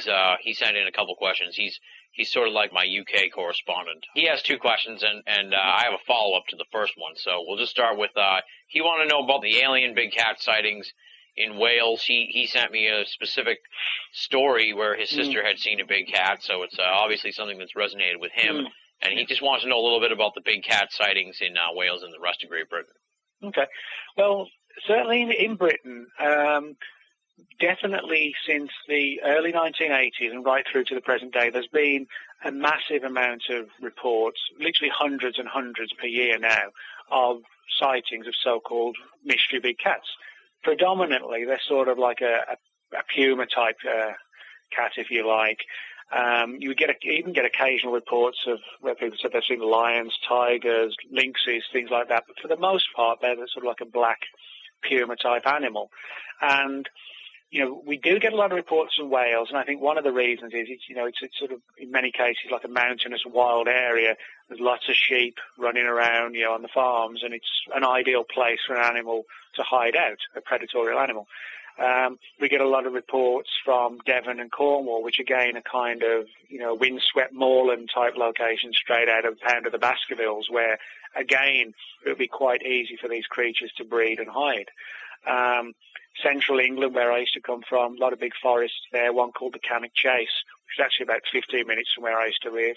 And they used to get a lot of reports from there. So again, these are, all good breeding locations. And, I don't think anybody, even the police or the authorities, doubt that there are wild cats out there. I think where the authorities dispute things is that they don't doubt that there are wild cats. They dispute whether or not there are big cats out there. Yeah. There's a big difference between a wild cat, a feral cat, and, quote, a big cat. So, I think they kind of like to or prefer to play the matter down because, this image of giant cats wandering around the British countryside isn't one that the authorities want to instill in the minds of the British public. I actually think that is a legitimate concern, and I think it's deliberately being played down for that reason, because they know the press will whip it up with stories about the beast on the loose and things like that. Yeah. But for the most part, there are a couple of reports of people being attacked, but they're always kind of like a grey area, and I think these things prefer to remain out of human sight and focus on the things they know they can kill and eat without any problems. But there's definitely hundreds of reports per year. But equally, we get strange reports as well, esoteric reports. As I mentioned, big cats haven't been seen in crop circles. Big cats literally vanishing, and I do mean vanishing in the blink of an eye, literally vanishing. you either dismiss these reports or you have to put them with all the body of evidence and try and determine what's going on, with respect to these stories and how do we explain them. But, there's no doubt, though, that people are seeing these things all across Britain every year. Yeah. His little sighting here that he sent me was a few years ago. My younger sister and her friend, while out in the South Wales countryside, saw what they described as a very big black cat carrying a fully grown sheep in its mouth. So, that probably sums up pretty much what the big cat type. That's a big cat. Yeah. And the question I had, the follow-up question that sort of I had to his question was, why do you think? Now you've said they've had big cat sightings in Puerto Rico, and I'm sure they've had them in America. But why do you think the big cat got so big? And no pun intended, I guess you could say. Why do you think the big cat story got so popular and big in England? Because it's really one of the big esoteric stories over there in England is the big cat thing. And over here in America, I don't even know if it's in the top 10 of paranormal mysteries here. Well, I think one of the main reasons why is because, Britain being a small island, there actually, there are one or two researchers who've taken the opinion that there could be like a hidden species of big cat that's indigenous to Britain that's always lived here and has never been identified. I think that's stretching it a bit, but some people do subscribe to that. But I think the reason why it's captured so much attention is because there's nothing like that supposed to live in Britain. Over here, people say, oh, well, we get mountain lions, we get lynxes and things like that. It's not surprising. But in Britain, there shouldn't be anything like that wandering around the countryside. It's almost like the equivalent of somebody saying they saw a rhinoceros or whatever. Yeah. So I think there's that angle. I think there's also kind of like the mystique, the idea that in the world that we think's modern and we know everything, that there are these little mysterious little old towns and villages in England and old woods and forests that haven't changed for centuries, and there are these weird creatures living in them. There's like that, the angle that everybody, as a kid, there are monsters hiding under the bed, and I think that's like the adult equivalent in some respects, from not in that it's in the imagination, but from the perspective how it's perceived. It's, there's, life isn't just paying the mortgage and going to work. There's like entertaining weird stories out there. Yeah. I think that, it captures the public's imagination. Mm-hmm. So I think that's one angle. Now, I think the other reason why it's attracted so much attention is because it's undoubtedly a real valid mystery. It's not something just conjured up out of the minds of the people's imagination. And the reason I say that is because back in the 1976, the British government passed something called the Dangerous Wild Animals Act. That basically meant that before then you could actually keep like an exotic big cat on your property if it was sort of well maintained. But when they passed this act, you had to get a license, which cost huge amounts of money even back then. Many people couldn't afford it, so they were faced with two possibilities. They would have to have the animal destroyed, or they would have to hand it over to the authorities, or give it to a zoo or whatever, and it'd be stuck in like a cramped 12-foot by 12-foot cage or whatever. Yeah. In some cheap zoo. A lot of people didn't want to take either alternative, so what they did, they would drive out to the woods and forests in the middle of the night, and if they got two or three of them, they'd let them all go together, so hopefully they could survive together and breed. A lot of people did that. 99.9% of them would never admit it because of, possibly being prosecuted even.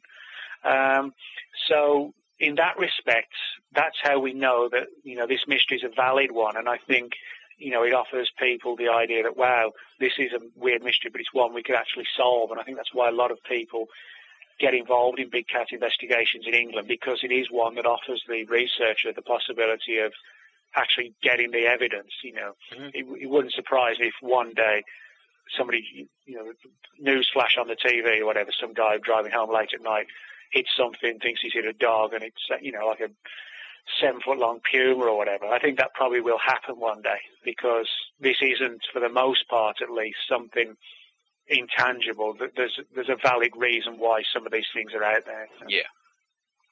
So that makes, like, the lure of the chase is more plausible, shall we say. Yeah, exactly. All right, and this is Richard's second question here, and he wants to know if you know anything about the Welsh UFO triangle story. It's a sighting, and it's also known as the West Wales Flap of 1977.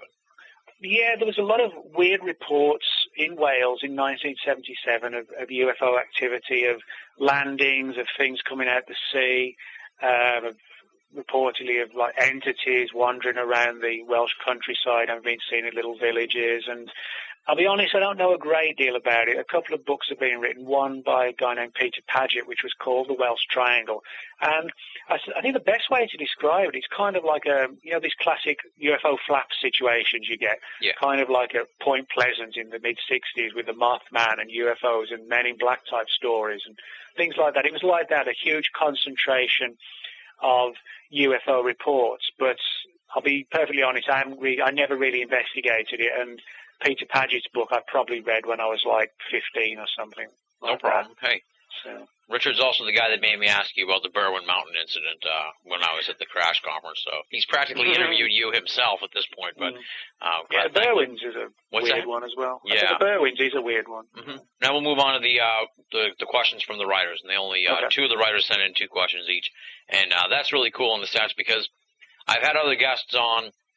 And I'll shoot them an email a couple of weeks before the interview or whatever. And a lot of times, they don't have a question or they're like, you're the one that does the interviews. Don't worry. I don't have anything I could ask you to already come up with or something like that. But this time when I was like, I'm interviewing Nick Redfern on Wednesday, they were like, oh, ask him this and ask him that. Mm-hmm. So Regan Lee, who you may know, Regan had 2 questions. And I guess the first one is, what do you think it is about deserts that makes for UFOs and other esoteric experiences? Well, that's a good one. She actually asked me that the other day online. I think, that's an interesting scenario. I mean, I brought it up in the past with a lot of people. The idea that if you look back at, for example, the 1950s contactee cases like George Adamski and George Van Tassel, a lot of them occurred in desert locations where, they either felt compelled to go out or they just happened to be in the right place at the right time and saw these advanced entities, which they perceived to be aliens, at this desert location. It was kind of like a mystical experience for them. A lot of these reports are kind of like shamanic experiences. And, you go back in ancient literature and books, even things like the Bible, where it talks about, people going out into desert locations and meeting higher entities. Now, we today perceive them as angels, as aliens. In the past, it could have been angels, demons, fairies in the Middle Ages, but it's almost like, it's almost like certain locations almost lend themselves to places where people can almost like enter an altered state or an altered reality, and they have these shamanic type experiences that they interpret in ways that are relevant to their particular cultures. Now, one theory could be one of the most simplistic ones, the idea that if some sort of intelligence wants to interact with us, but doesn't necessarily want the whole world to know what's going on, it would pick locations where, yes, there might be people, but there's not going to be millions of people around, or even perhaps thousands. It could just be tens of people in some little dusty town, or, some guy hiking through the desert. I think that could be a possibility. I think also, you look at, for example, a lot of the Mexican stories, for example, Mexican Indians, for example, a lot of their culture in terms of ingesting psychedelics and, certain types of plants, etc., to invoke altered states. They go on in these same particular types of locations. They have, interactions with what they perceive as to be higher entities.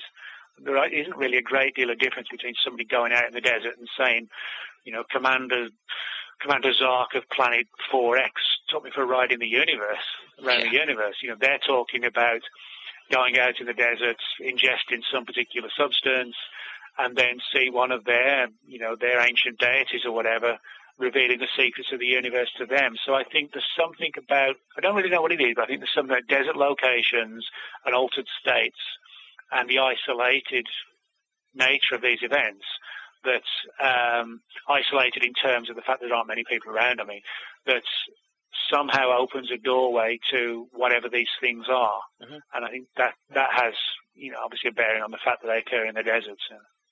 All right. And her other question is, she cites an interview with Nick Pope from, I guess, the recent UFO magazine. Jeremy Vaney interviewed him. Mm-hmm. And Nick Pope said regarding crop circles that most, if not all, are fake and that the farmers are in on it. Let me make sure I get her quote exactly. Yeah, she says, said he thinks most, if not all, crop circles are fake, and this is in quotes, quote, the farmers are in on it. So I guess that is what he said.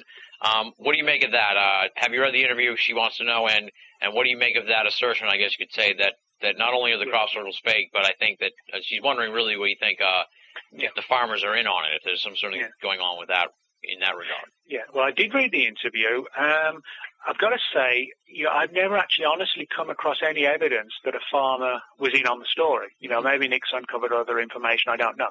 But I've never personally come across anything to suggest that the farmer, was actively allowing this to happen so, he could profit from it by charging people to come in the field or whatever.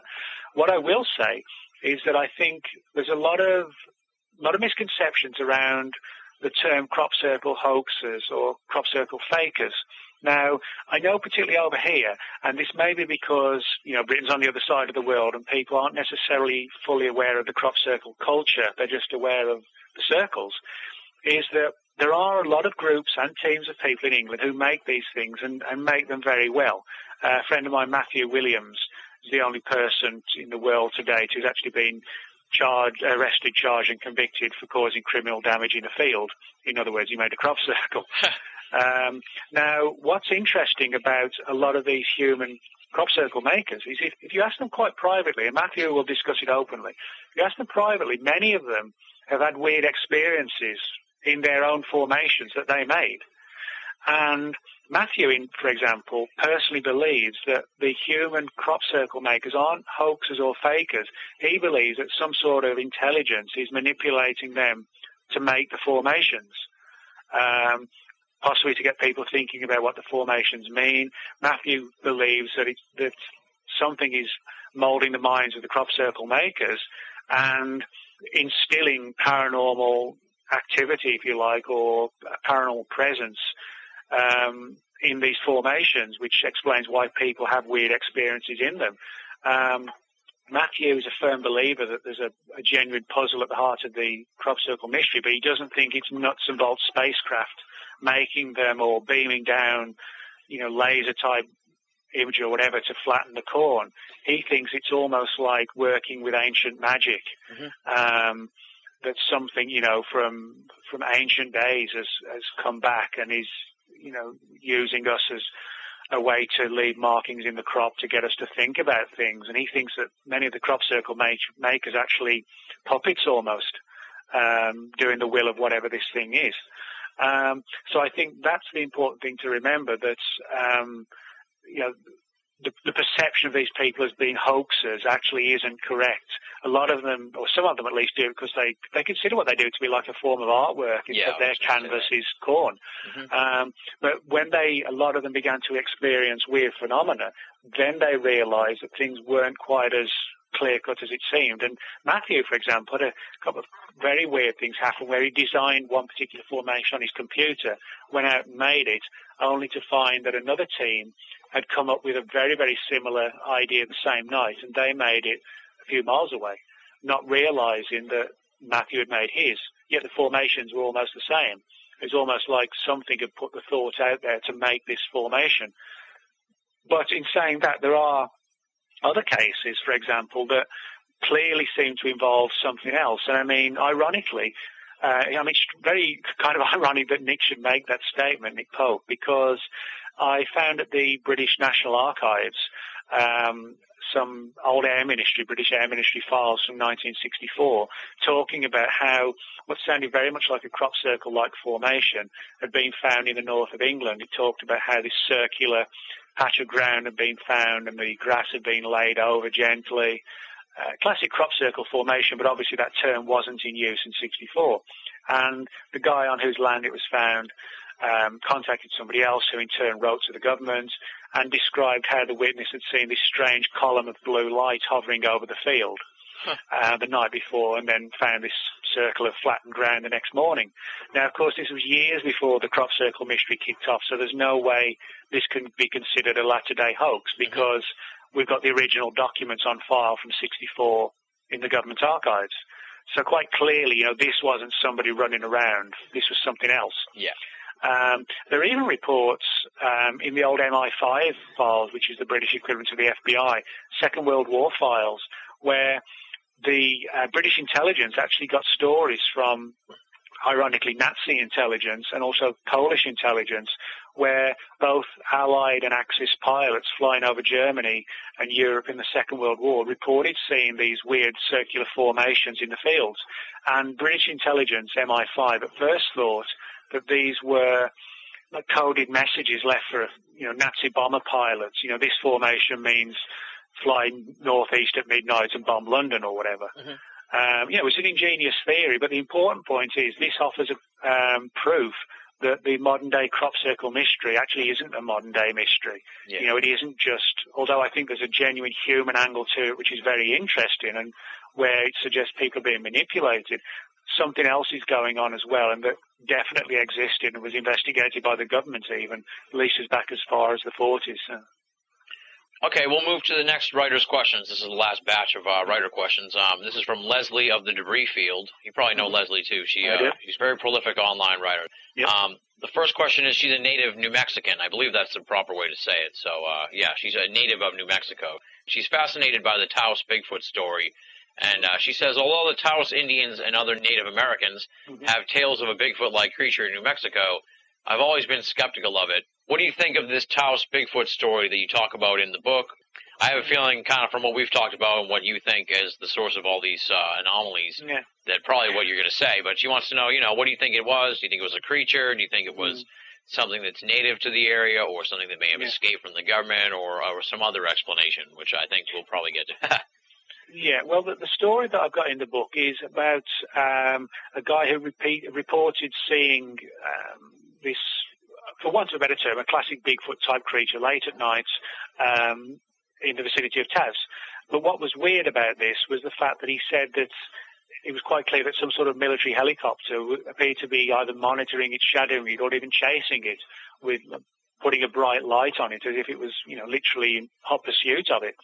Now, personally, I don't go with the theory that this was some sort of escapee of, from a secret laboratory or anything like that. Mm-hmm. I think, again, there's more to it. It's interesting that Leslie mentions things like Native American Indians, etc. If you look into a lot of the legends and tales of Native American cultures, a lot of them have these stories of these giant hairy men. But again, a lot of them also talk about these things having kind of magical properties, or they were seen in some cases of being devilish-like creatures, or there was something paranormal or weird about them. They were kind of mystical and magical animals. Now, Taos in itself is, kind of a weird, mystical, magical location. I guess it's kind of an apt place where if you're going to see something like that, that would be the place to see it. Again, the problem is, I hate to sort of not give an answer, but on the other hand, if you don't have an answer, it's difficult to try and formulate something. You don't want to just say something for the sake of saying it. I think, again, there's no doubt people are seeing these things around Taos all over the place. I think we need to look at the issue of whether or not the landscape, etc., would allow something to even live there in stealth and provide enough food. That's one of the things people, often don't think about. So, I think I try and investigate all these cases, but some of them, like the Taos one, is one where there's very little I could do beyond just report on it, because it was such a weird one. Mm-hmm. All right, and then her second question is a really easy one, and one that maybe you don't get too often. Nick had what's that? I said, uh-oh. No, it's a good one, actually. It's kind of a fun one. So it says, Nick had 3 books come out last year. He writes numerous blogs, does lectures, interviews, and other related things. Does he ever get free time to do something that is not esoteric related, and what do you and your wife do for fun? That's a very good question. The things I can tell you about on air, you mean? Yeah. No, I mean, we like to go out. We go and see bands. Where we live in Dallas, there's a couple of cool places, one called Deep Ellum, where there's a lot of little bars and clubs and bands playing on a Friday and Saturday night, So sometimes it's like cover bands, and sometimes it's like local alternative bands and stuff like that. So we often go down there and see them on a weekend, and check them out sort of Friday night, Saturday night, and do all that, and just sort of hang around till they close and whatever. So that's one of our big things, is music, and just checking out some of the local scenes. And I'm music, I suppose, is one of my other big interests, apart from sort of the paranormal, so to speak. So whether it's concerts or, watching documentaries or endlessly buying CDs and loading things on the iPod and whatever, that's one of the other ones. And, she's like me as well, though. She enjoys kind of the social aspect of going to some of these events. She's not overly keen on UFOs, but sometimes she'll come with me if it's like a paranormal event or something like that. But beyond that, we just do the normal things that everybody else does for the most part. And I like soccer. Football. So I watch a lot of soccer. Whenever I'm back in England, I always check out and go and see the local teams and whatever. And so just I guess the normal things. I'm not sort of all right. Not too weird. That's a perfectly fine answer. All right, that's it for the writer questions and the questions from my boy Richard in Wales. So big thanks to Leslie and Regan and Richard for sending these questions in. And obviously they're huge fans of yours because they were dying to send me questions. All practically as soon as I saw that the email was sent, I got the responses. So I'm sure they're going to be psyched to hear them. I always read Reagan's and Leslie's blogs, and there's a lot of good stuff there on them. So. Awesome. They'll be psyched to hear that. They're really up and coming in the world of the paranormal. I'm psyched to have them a part of the Binnall of America team. We're sort of here at the home stretch now. The only other isolated question, aside from what's upcoming from you, is last year there was a lot of talk about Three Men Seeking Monsters, the movie rights being picked up. Is there any news on that story? I'm sure once they bought the movie rights, you probably know as much as I do maybe about what's going on with that, but maybe you know a little more. So any news on that? No, I actually don't know what it was. I mean, it's, if it happens, that would be great. All it literally was that, as, it was reported on the internet, was that Universal optioned it. Film companies all across Hollywood option hundreds of films or books or manuscripts or film scripts per year, and out of those hundreds, a handful get made. But no, it's as it was a year ago. It's at the option stage. That's it. So. And when go ahead. No, I was just going to say that's literally where it's at. It's still, as it was reported before, it's as an option. And do you know, I guess so, since it's just like an option, you probably don't know I'm just wondering, if and when they start to make the movie or anything, you don't know how extensive your involvement with that sort of thing will be. Oh, no. I mean, no, when they talk about an option, it is literally that a film. I mean, not they just have mine, the rights to make the movie of it. Yeah, I mean, this isn't just applicable to mine. It's with any book or manuscript or film script. When a company options it, it means if they want to do something with it, they have the right to do something with it. Yeah, and it just depends on whether or not one day they say, okay, let's press the green button and go. Yeah, that's what takes it from an option to a production level, if you like. So, I mean, if it happens, great. If not, it remains as an option. So. Yeah, hey, it all works out. What's coming up for you? The year's practically over here. I'm sure you have big plans for 2008. Given how many books you got out already, I'm sure there's a book or two in the works.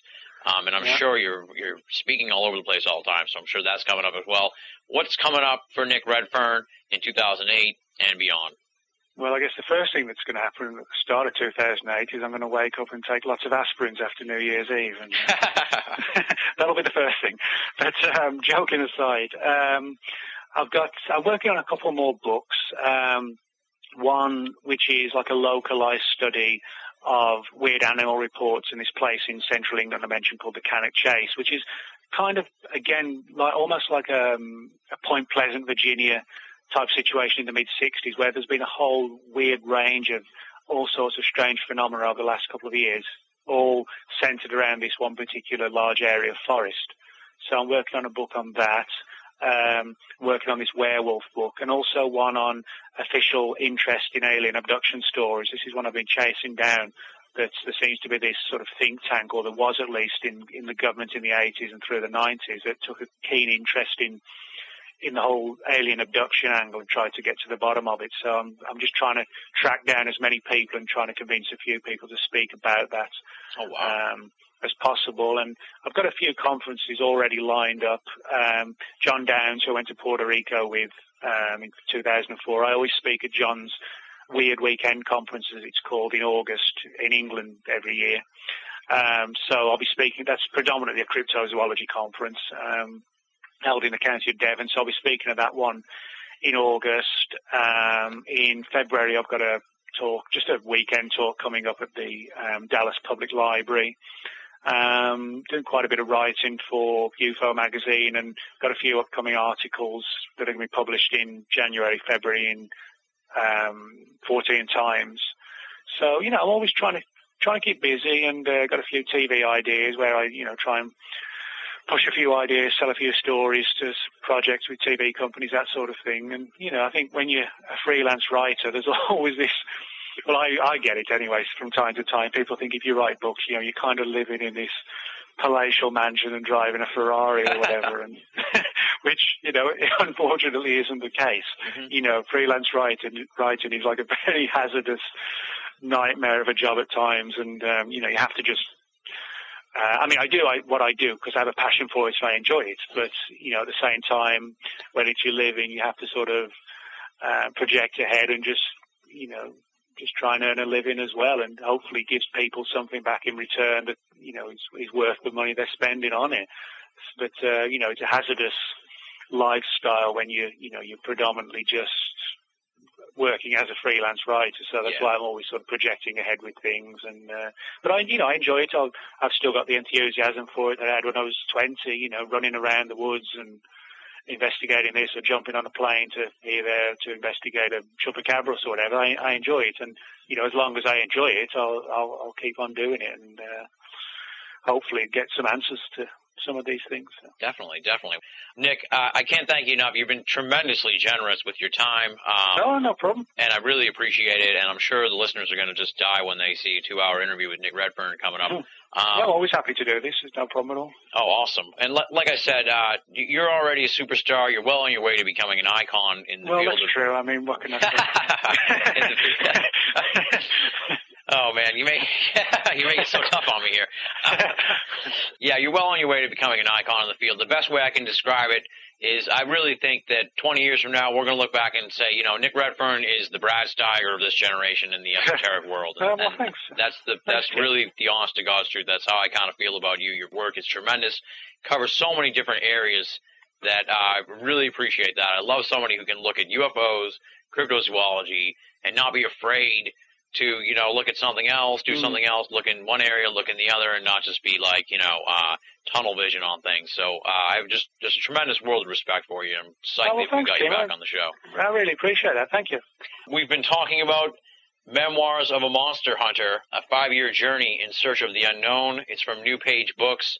People can find it all over the place, I assume. I got it at Barnes & Noble, and, they can get it out by Amazon or all these different places. It's very easily accessible. It's definitely worth picking up.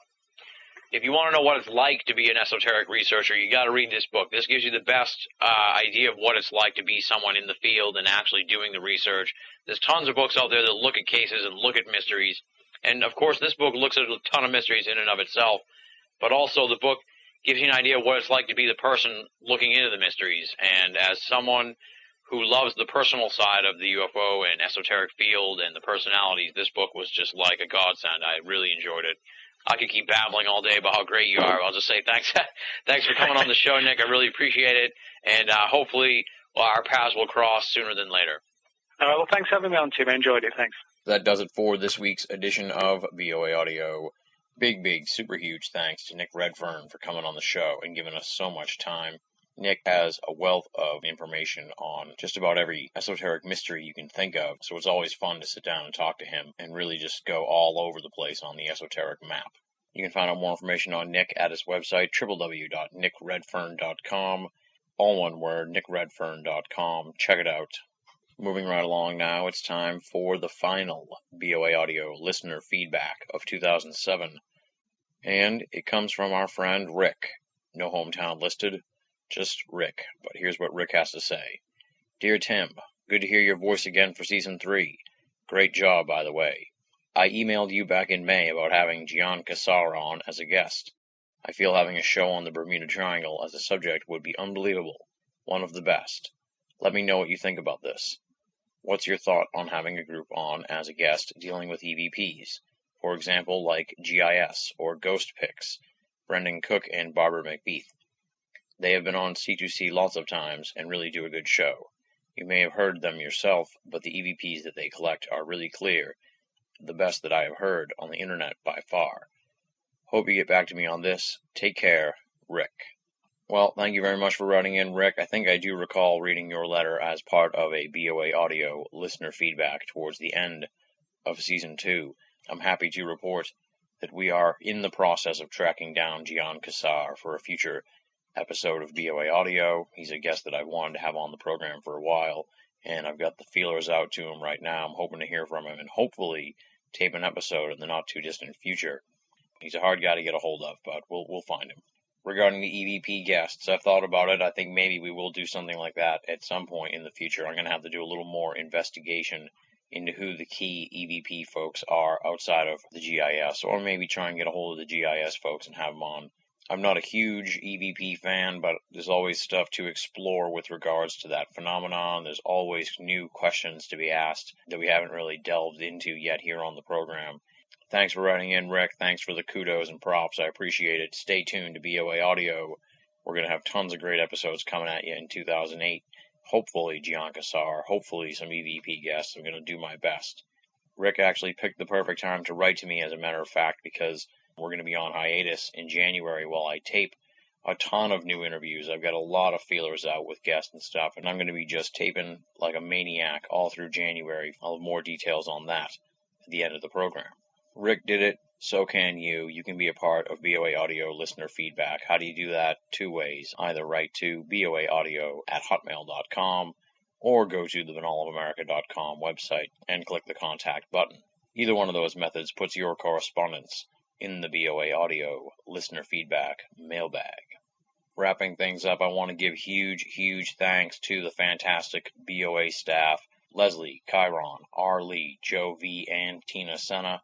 Not just for all your help on the website and the audio series, but for all your help and support throughout 2007.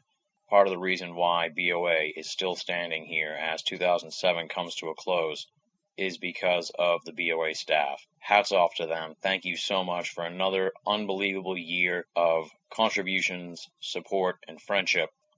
I'm also excited to announce, since we're not going to have a show next week, we're not even going to be able to mention it, so we'll talk about it now. We have a fantastic new writer joining the BOA staff starting this coming Friday, January 4th. Rochelle Hawks joins the BOA staff with her new weekly column, Medusa's Ladder. I'm very excited that she's joining the BOA team, and I'm looking forward to seeing what kind of stuff she's going to have via Medusa's Ladder. We've been saying it week in and week out here on the program, folks, and it's the truth. If you're only listening to BOA Audio and you're not reading the columns of the BOA staff, you're only getting half the story. Binnallofamerica.com.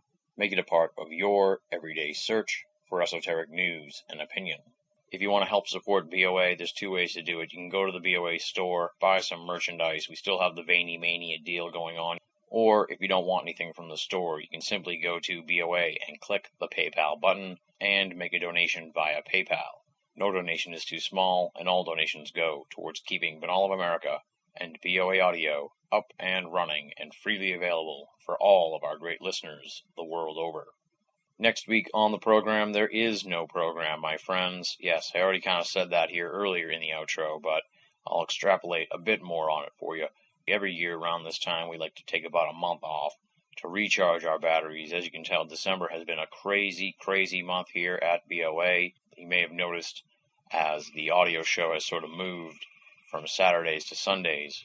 As such, and as we do every year, we're going to take some time to catch our breath, roll into the new year, tape a boatload of new episodes, and kick off the second half of Season 3 at the end of January.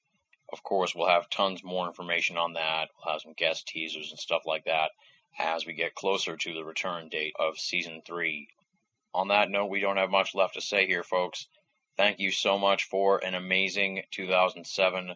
So many tremendous guests we've talked to, so many awesome researchers with fantastic points of view and a wealth of new information that has coursed through the proverbial airwaves via BOA Audio.